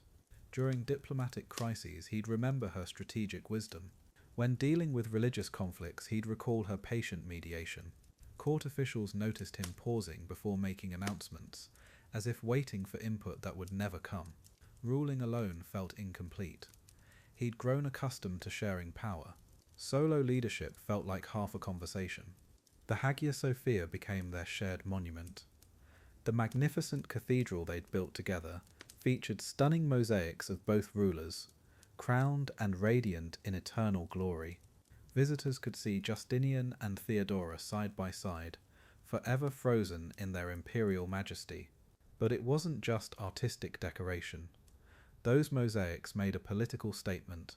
that their partnership transcended death, that their joint vision would outlast both their mortal bodies. Some love stories end with death, others become eternal testaments to shared purpose. Justinian never stopped believing in their shared vision. He continued pursuing the dream they'd built together, a restored Roman Empire, unified in faith and law, where justice protected the vulnerable and imperial power served divine purpose. Every conquered city, every new legal code, every theological compromise was dedicated to their partnership. He wasn't just ruling an empire, he was completing their conversation. Death had silenced Theodora's voice, but it couldn't stop their collaboration. Some partnerships transcend physical existence. Even in death, Theodora's presence filled the palace halls. Servants spoke of her in hushed reverence. New courtiers learned about the empress who'd shaped the empire they now served.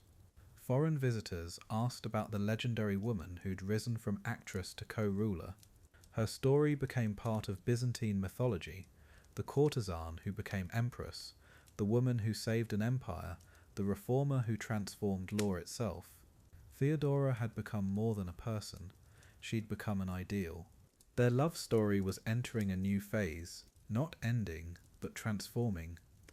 Theodora had left the physical world, but her influence remained woven into the empire's fabric. Every law protecting women carried her fingerprints. Every diplomatic success reflected her strategic mind. Every act of imperial justice honoured her memory. Justinian ruled alone, but never truly alone.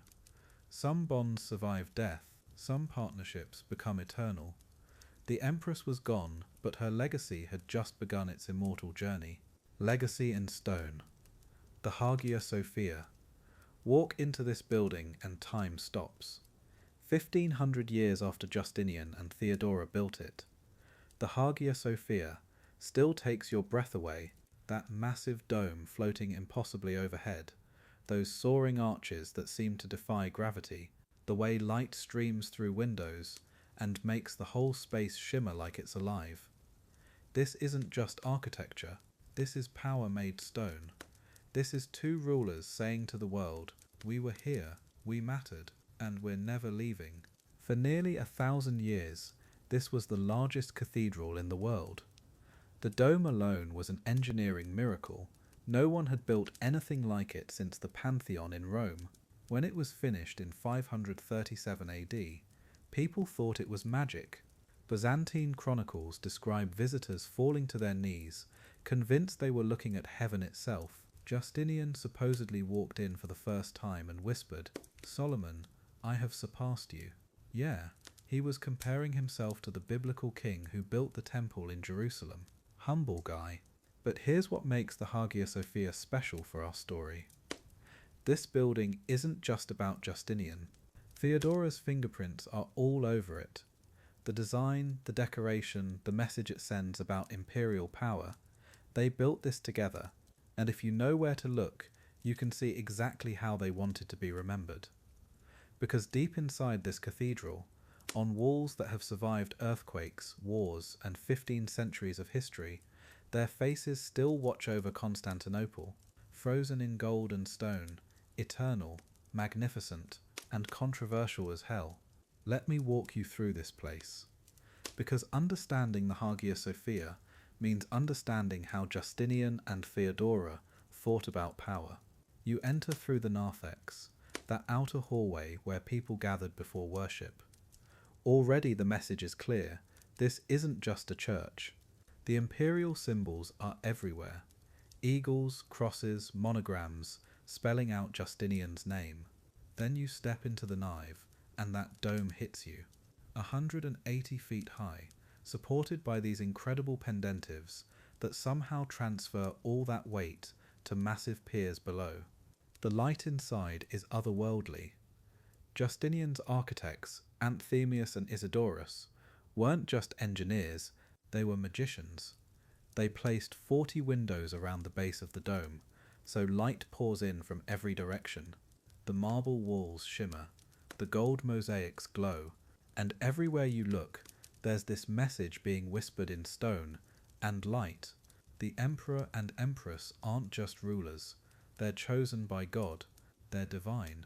And now, 1500 years later, we're about to meet them face to face. The imperial mosaics are in the gallery level, up a winding ramp that was designed so the empress could ride her horse to the women's section. Yeah, Theodora literally rode into church on horseback.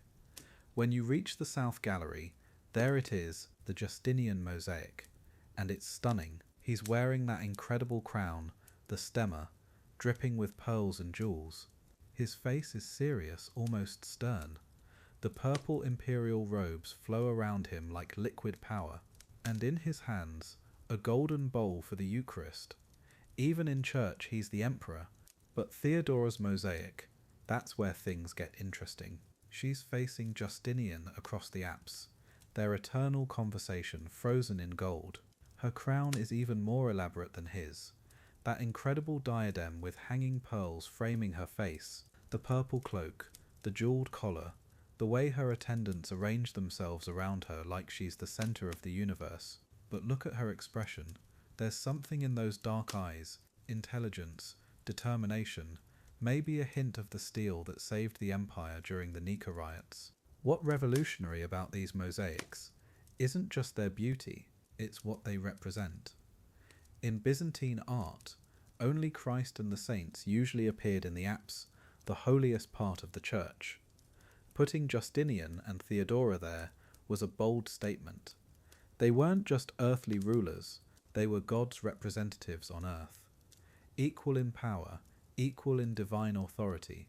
Look closely at Theodora's mosaic, and you'll see something remarkable. She's holding a jeweled chalice, just like Justinian. She's not his consort, she's his partner in the sacred act of ruling. The cultural impact of what they built here rippled across the empire for generations. This wasn't just Constantinople's cathedral, it was the mother church of Eastern Christianity.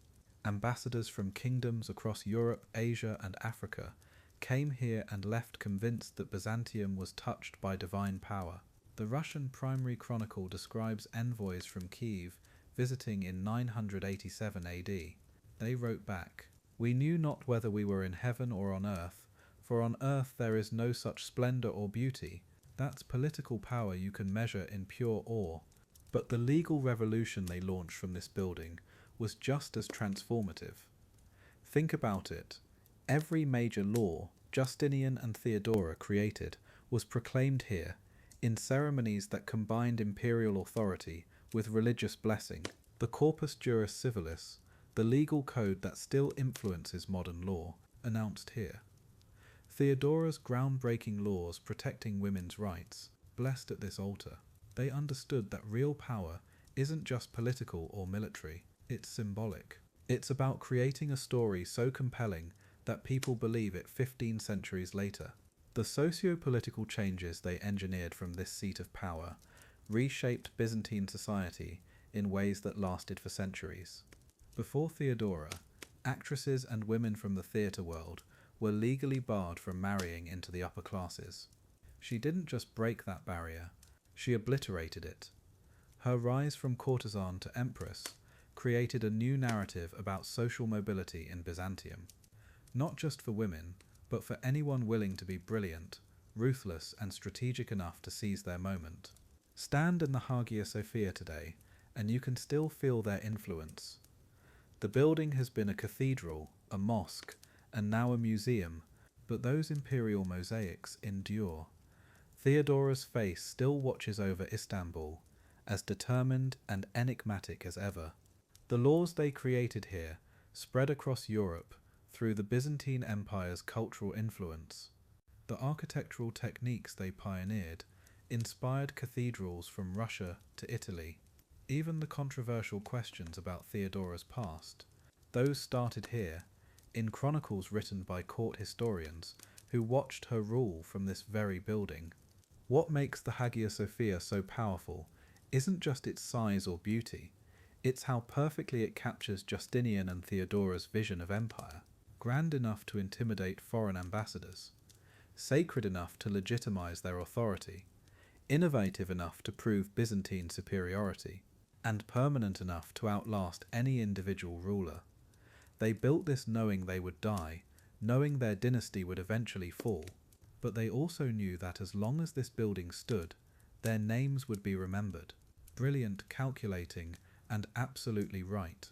But here's where the story gets complicated, because the same building that immortalized Theodora's power also preserved the controversies that swirled around her.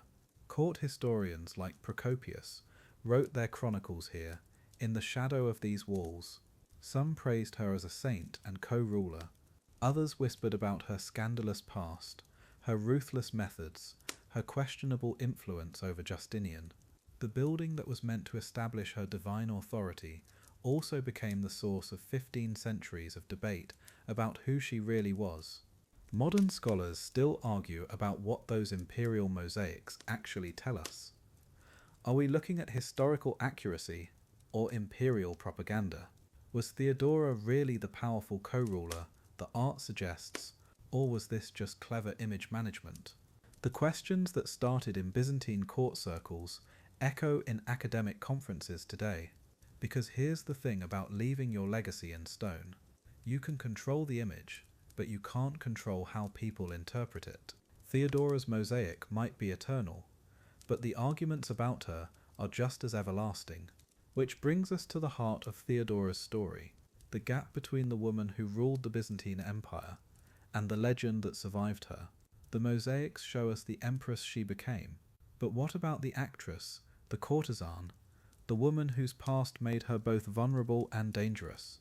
How much of what we know about her early life is truth, and how much is character assassination by enemies who couldn't accept that someone like her could wield such power? Those questions, they're about to get very personal. A courtesan, a saint, and everything in between. Here's what's wild about Theodora. 1500 years later, historians still can't agree on who she actually was. Was she a feminist hero who used power to protect vulnerable women, or a calculating operator who crushed anyone in her path? The answer? Both. Neither. It's complicated. Because Theodora wasn't just complex, she was contradictory, and that contradiction has driven scholars absolutely crazy for centuries. Tonight we're diving into the mess of her legacy. The debate starts with our sources. Procopius wrote two completely different versions of Theodora. In his official histories, she's a reformed woman who became a wise empress. In his secret writings, she's a sexual deviant who manipulated her way to power. Same historian, same woman, totally opposite stories. So which Theodora is real? The saint or the sinner? The protector or the predator? Modern historians have been fighting over this for generations, and honestly, they're all probably right. Let's start with the feminist take. Theodora championed laws that protected women in ways that wouldn't be seen again for 1,000 years. She outlawed forced prostitution, created safe houses for trafficking victims, expanded women's rights in marriage and divorce. When you've lived on society's bottom rung, you understand vulnerability differently. Her reforms weren't abstract policy, they were personal. She knew what it meant to be powerless, and once she had power, she used it to protect women like her former self. But here's where it gets messy. Those same protective instincts made her ruthless toward enemies. Theodora maintained networks of spies throughout the empire. She had people imprisoned, tortured, executed. When rival women threatened her position, she destroyed them without hesitation. The Empress Euphemia tried to block her marriage to Justinian. After Euphemia died, mysteriously, Theodora's path to the throne cleared. Coincidence? Historians debate this, but Theodora's enemies had a habit of disappearing. That's not feminist icon behavior, that's survival. The religious angle complicates everything further.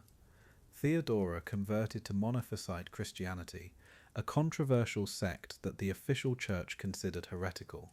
She secretly protected Monophysite clergy, housing them in the imperial palace, even when it defied her husband's religious policies. She was genuinely devout, but she also used religious networks for political advantage. Faith and strategy intertwined. Was she a sincere believer or a calculating politician? Again, probably both. Theodora never did anything simple. Medieval chroniclers had no idea what to do with her. A former prostitute who became empress, who co-ruled an empire, who spoke theology with bishops and strategy with generals. Their categories couldn't handle Theodora, so they focused on her sexuality, easier to process her as a seductress than as a political genius. For centuries, she was reduced to footnotes about Justinian's questionable taste in women, the idea that she might have been brilliant in her own right, that took historians way too long to consider. Modern scholarship swung the other direction. Feminist historians reclaimed Theodora as a proto-feminist icon. They emphasized her legal reforms, her protection of women, her courage during the Nika riots. Valid points, but sometimes the rehabilitation went too far, sanitizing her ruthlessness, downplaying her political calculations. The real Theodora wasn't a modern feminist. She was a 6th century woman who understood power dynamics in ways that modern people find uncomfortable. She wasn't nice, she was effective. There's a difference. Think about her most famous moment, the Nika riots. When Justinian's advisors urged him to flee, Theodora stood up and delivered that legendary speech. Royal purple is the noblest shroud. Incredible courage, right? But let's be honest, she also had the most to lose. If Justinian fled, she'd be captured and probably executed horribly. Her speech wasn't just noble, it was strategic. She convinced them to stay and fight, because fighting was her only survival option. Heroism and self-interest perfectly aligned. Here's what really bothers historians. Theodora refuses to fit into clean categories. Victim or victor, saint or sinner, progressive or conservative. She's simultaneously all of these. She protected women while destroying rivals. She was deeply religious while politically ruthless. She championed justice while practicing vengeance. Every time you think you've figured her out, another layer appears. The woman who performed naked for crowds became an empress who never showed her bare arms in public. Identity is complicated. The canonization question drives this complexity to extremes. How does a former courtesan become a saint? The Eastern Orthodox Church canonized both Theodora and Justinian for their contributions to Christianity, building churches, supporting clergy, expanding Christian influence. But saints are supposed to be moral exemplars. Theodora had people killed. She manipulated religious politics. She definitely wasn't humble, yet she genuinely transformed from a life of exploitation to one of purpose. Maybe redemption stories are supposed to be messy. Her feast day is November 14th. Picture that, churches across Eastern Europe and the Middle East celebrating a woman who once stripped for paying crowds. The same institutions that spent centuries condemning actresses and courtesans now pray to one as a saint. It's either the ultimate redemption story or the ultimate irony. Probably both, because Theodora specialized in contradictions. She made them her brand. Why should her sainthood be any different? Even in heaven, she's probably causing theological debates. Maybe that's the point though. Theodora's contradictions weren't flaws. They were survival skills. When you're born at the bottom of society, you learn to be whatever you need to be. Seductive when seduction serves you. Ruthless when kindness gets you killed. Devout when faith gives meaning. Strategic when strategy saves your empire. She wasn't a saint who happened to be an empress. She was a survivor who became both. And survival requires flexibility. Moral purity is a luxury she never had. The dichotomy haunts every assessment of her legacy. Feminist scholars celebrate her legal reforms. Religious historians focus on her spiritual transformation. Political historians analyze her strategic brilliance. Byzantine specialists emphasize her institutional innovations. Everyone's right, everyone's incomplete. Because Theodora contained multitudes. She was the empress who outlawed forced prostitution, and the woman who had rivals disappeared. Both versions coexisted. Both were authentic. Both were necessary for her survival and success in a brutal political system. Her canonization represents something unprecedented, the Church's acknowledgement that holiness can emerge from the most unlikely places. That transformation is possible even for society's most marginalized people. That saints don't have to be spotless, they just have to grow. Theodora's sainthood isn't about her perfection, it's about her journey, from exploitation to empowerment, from powerlessness to partnership with the most powerful man on earth. The Church canonized her becoming, not her beginning. That's revolutionary. So, was she a courtesan or a saint? A feminist icon or a ruthless operator? The answer is yes. All of it, simultaneously. Theodora never let anyone put her in a box, because boxes were cages, and she'd escaped too many cages to voluntarily enter another one. She was whatever she needed to be to survive, to thrive, to protect what mattered to her. That adaptability, that refusal to be limited by other people's categories, that's not a flaw in her character, that's her genius. 1500 years later, we're still arguing about Theodora, because she won't stay put in our historical narratives. Saint Theodora, the redeemed courtesan. Empress Theodora, the political mastermind. Theodora the feminist. Theodora the tyrant. She's all of these because life isn't simple, and neither was she. Maybe that's why her story endures.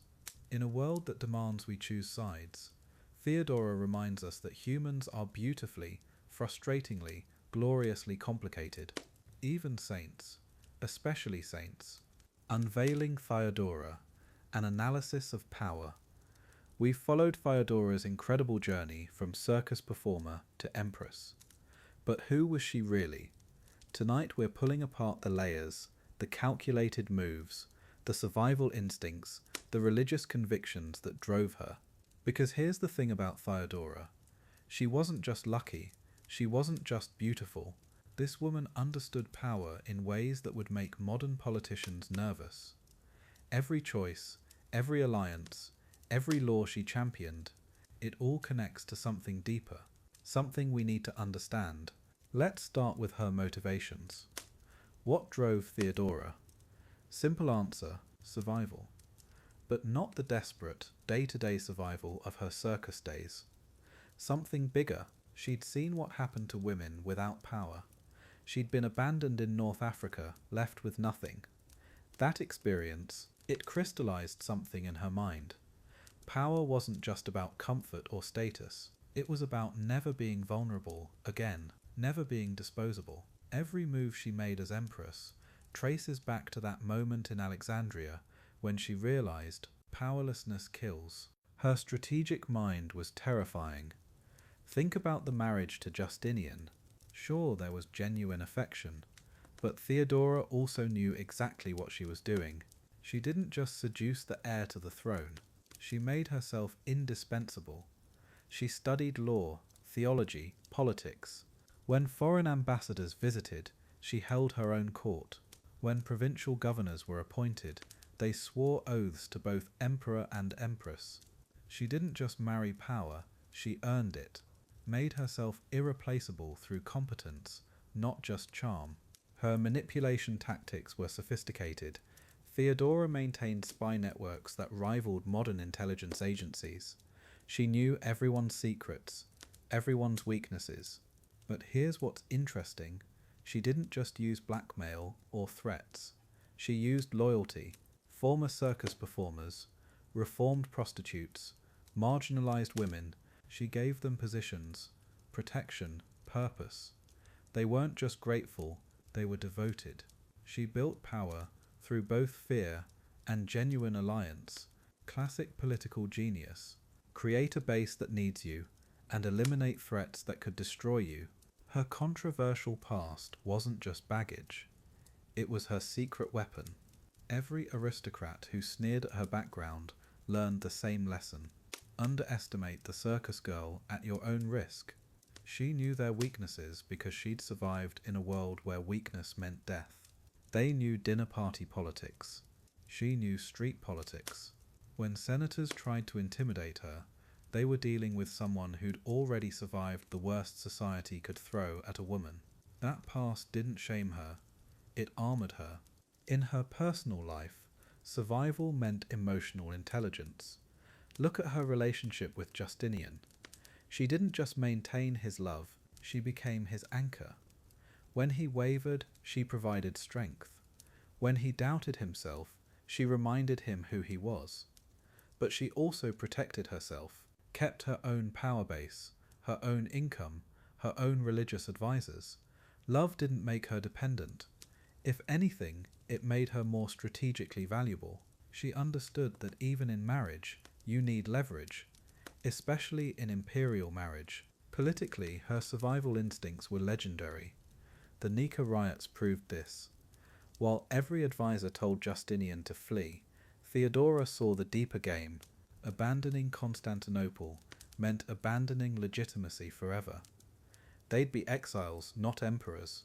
Her speech wasn't just brave, it was strategically brilliant. Royal purple is the noblest shroud. She reframed cowardice as wisdom and courage, as the only rational choice. That moment saved the empire because she understood what defeat actually meant. Total political death, not temporary setback. Her religious faith runs deeper than most historians acknowledge. Theodora's conversion to monophysite Christianity wasn't political convenience, it was spiritual transformation. In Alexandria, broken and abandoned, she found something that gave meaning to suffering. The monophysite belief that Christ had one divine nature resonated with someone who'd experienced the worst of human nature. Her faith became the foundation of everything else. Not just personal comfort, but a framework for understanding power, justice, and her role in God's plan. The controversial nature of her faith created constant tension. Orthodox Christianity was imperial policy. Monophysite Christianity was borderline heresy. Yet Theodora openly protected monophysite clergy, housed them in the palace, funded their monasteries. This wasn't just personal preference, it was dangerous political rebellion. She risked everything to support a religious minority. Why? Because she understood persecution. She'd been the outcast, the despised one. Her faith taught her that the marginalized deserved protection, even from imperial policy. Her faith shaped her rule in concrete ways: laws protecting women, outlawing forced prostitution, creating refuges for former sex workers. These weren't just political gestures, they were religious imperatives. Her Christianity taught that all souls had value, especially the degraded and forgotten. She used imperial power to implement Christian justice as she understood it. Not the sanitized version taught in palaces, but the radical version that actually protected the vulnerable. Her theology became her politics. Was she a proto-feminist? The evidence is compelling. Women's legal rights expanded dramatically under her influence. Marriage laws, property rights, protection from sexual exploitation. She created legal frameworks that wouldn't exist in Western Europe for centuries. But here's the complexity. She didn't do this from theory. She did it from experience. She knew what powerless women faced because she'd been one. Her feminism wasn't academic. It was survival-based, practical, born from understanding exactly how the system destroyed women. Was she a power manipulator? Absolutely. She destroyed enemies without hesitation, tortured opponents, used seduction, intimidation, and calculated violence to maintain control. She was ruthless in ways that would make modern dictators nervous. But here's the question: was this manipulation, or was this leadership? She operated in a world where showing weakness meant death, where mercy was often mistaken for vulnerability. Her manipulation wasn't sadistic pleasure, it was strategic necessity in a brutal political environment. The truth is, she was both feminist and manipulator, saint and sinner, protector and predator. These weren't contradictions in her mind. They were tools in the same toolkit. You can't understand Theodora by picking one aspect. She was a woman who used every available resource: sexuality, intelligence, faith, fear, love, violence, to achieve her goals. And her goals: survival, justice for the marginalized, and transforming an empire. The methods were often ugly. The results speak for themselves. What emerges is a woman of extraordinary complexity. Theodora wasn't just reacting to circumstances, she was actively reshaping them. Every law, every alliance, every moment of courage or cruelty served a larger vision: an empire where women had protection, where power could be earned, not just inherited, where someone like her could not just survive, but transform the world. She wasn't perfect, she was effective, and in imperial politics, effectiveness matters more than moral purity. Her impact outlasted her life by centuries. Byzantine women enjoyed legal protections unknown elsewhere in medieval Europe. The laws she influenced shaped legal codes across the civilized world. The precedent she set, that competence and intelligence mattered more than birth or gender, echoed through history. She proved that transformation was possible, that someone written off by society could rewrite society itself. That's not just political success, that's historical revolution. So who was Theodora? She was survival incarnate, a woman who understood that power isn't given, it's taken, earned and defended. Who knew that justice requires force, and that transformation demands sacrifice? She was everything her critics said, and everything her supporters claimed: complex, contradictory, and completely uncompromising in her vision of what the world could become. Tomorrow we'll explore how this understanding shapes our final judgment of one of history's most extraordinary women. The courtesan empress, tearing down history's judgment. Here we are at the end of Theodora's story, and I keep coming back to this one thought: how do we judge a life like hers? The historians who wrote about her, they couldn't handle what she represented. A woman who refused to stay in her place, who took power meant for men and used it better than they ever did, who saved an empire with words alone. Tonight we're setting the record straight. Think about what she survived. Born into absolute poverty, father mauled by bears, forced into the theatre as a child, because that's what desperate families did, sexually exploited, abandoned penniless in North Africa. Any one of these things should have broken her, should have left her forgotten in history's margins. But instead, she became the most powerful woman in the world, and when that world tried to crumble, she held it together with sheer force of will. The transformation still amazes me, from performing naked with geese in the Hippodrome to wearing imperial purple in the Hagia Sophia, from having no legal rights to writing laws that protected women across the empire, from being society's throwaway to becoming a saint. Literally, the Eastern Orthodox Church canonized her. A former courtesan now has her own feast day, November 14th. If you want to mark your calendar and remember what's possible. But here's what gets me about Theodora's story. The same men who condemned her sexuality had zero problem using women for entertainment and pleasure. They created the system that exploited her, then they blamed her for existing in it. Classic, right? She wasn't pure enough for their history books. Too sexual, too powerful, too willing to use whatever tools she had to climb out of the pit they'd thrown her into. God forbid a woman be strategic. Procopius, that court historian who wrote such nasty things about her in his secret history, he perfectly embodies this hypocrisy. He praised her publicly when it was politically smart, then privately wrote pornographic fantasies about her past.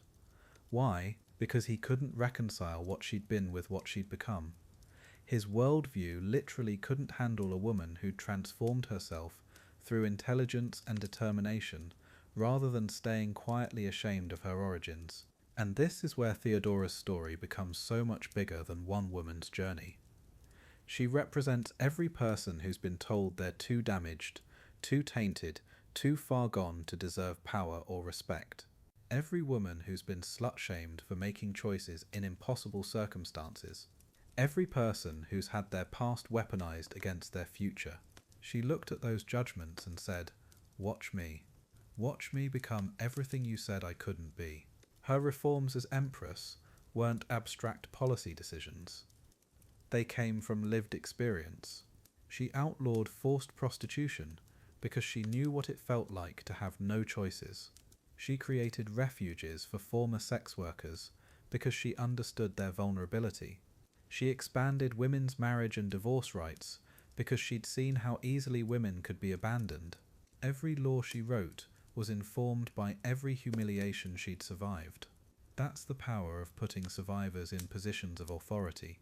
The Nika riots, that moment when she saved Justinian's throne with that incredible speech, that's when everything crystallized. Royal purple is the noblest shroud. She wasn't just talking about dying with dignity. She was saying she'd rather die as an empress than live as anything less. After everything she'd been through, she knew exactly who she was, and she was never going back to being powerless. Never again would anyone make her small. What strikes me is how thoroughly she rewrote the rules of what an empress could be. Before Theodora, imperial wives were decorative, silent. They produced heirs and looked beautiful at state functions. Theodora, she held her own court, received ambassadors, made foreign policy. Officials swore oaths to her alongside Justinian. She turned the role of empress from ornament to operator, from symbol to substance, and she made it look effortless while she was doing it. Her religious beliefs, this is another piece that shows how complex she was. Converting to monophysite Christianity wasn't politically convenient. It was controversial, dangerous, but she'd found something that gave her life meaning beyond power and revenge. She protected monophysite clergy even when it contradicted Justinian's policies, even when it risked political backlash. Faith gave her something Rome couldn't take away, something deeper than the crown she wore. Yes, she could be ruthless. She had enemies disappeared, used torture, maintained spy networks, and honestly, given what she'd survived, given the world she was operating in, it's remarkable she wasn't more brutal. Power in the Byzantine Empire meant life or death decisions every day. Mercy was often interpreted as weakness. She understood that better than most. She'd been on the receiving end of that world's cruelty. Now she wielded it with surgical precision. The partnership between Theodora and Justinian, it's one of history's great love stories, but it's also a masterclass in complementary leadership. He was the legal scholar, the administrator, the builder of monuments. She was the strategist, the diplomat, the one who understood human nature. Together they created an empire that lasted another 1,000 years. Apart, neither would have achieved what they did together. That's real partnership, real power sharing. When she died in 548, Justinian was destroyed. For 17 years after her death, he wore mourning colours, never remarried, never stopped continuing the legal reforms they'd started together. The great Hagia Sophia, one of the world's architectural wonders, it houses those incredible mosaics of both of them. Equal in size, equal in majesty, she's crowned, draped in purple, surrounded by attendants, eternal testament to what she built, what she became, what she refused to let anyone take from her.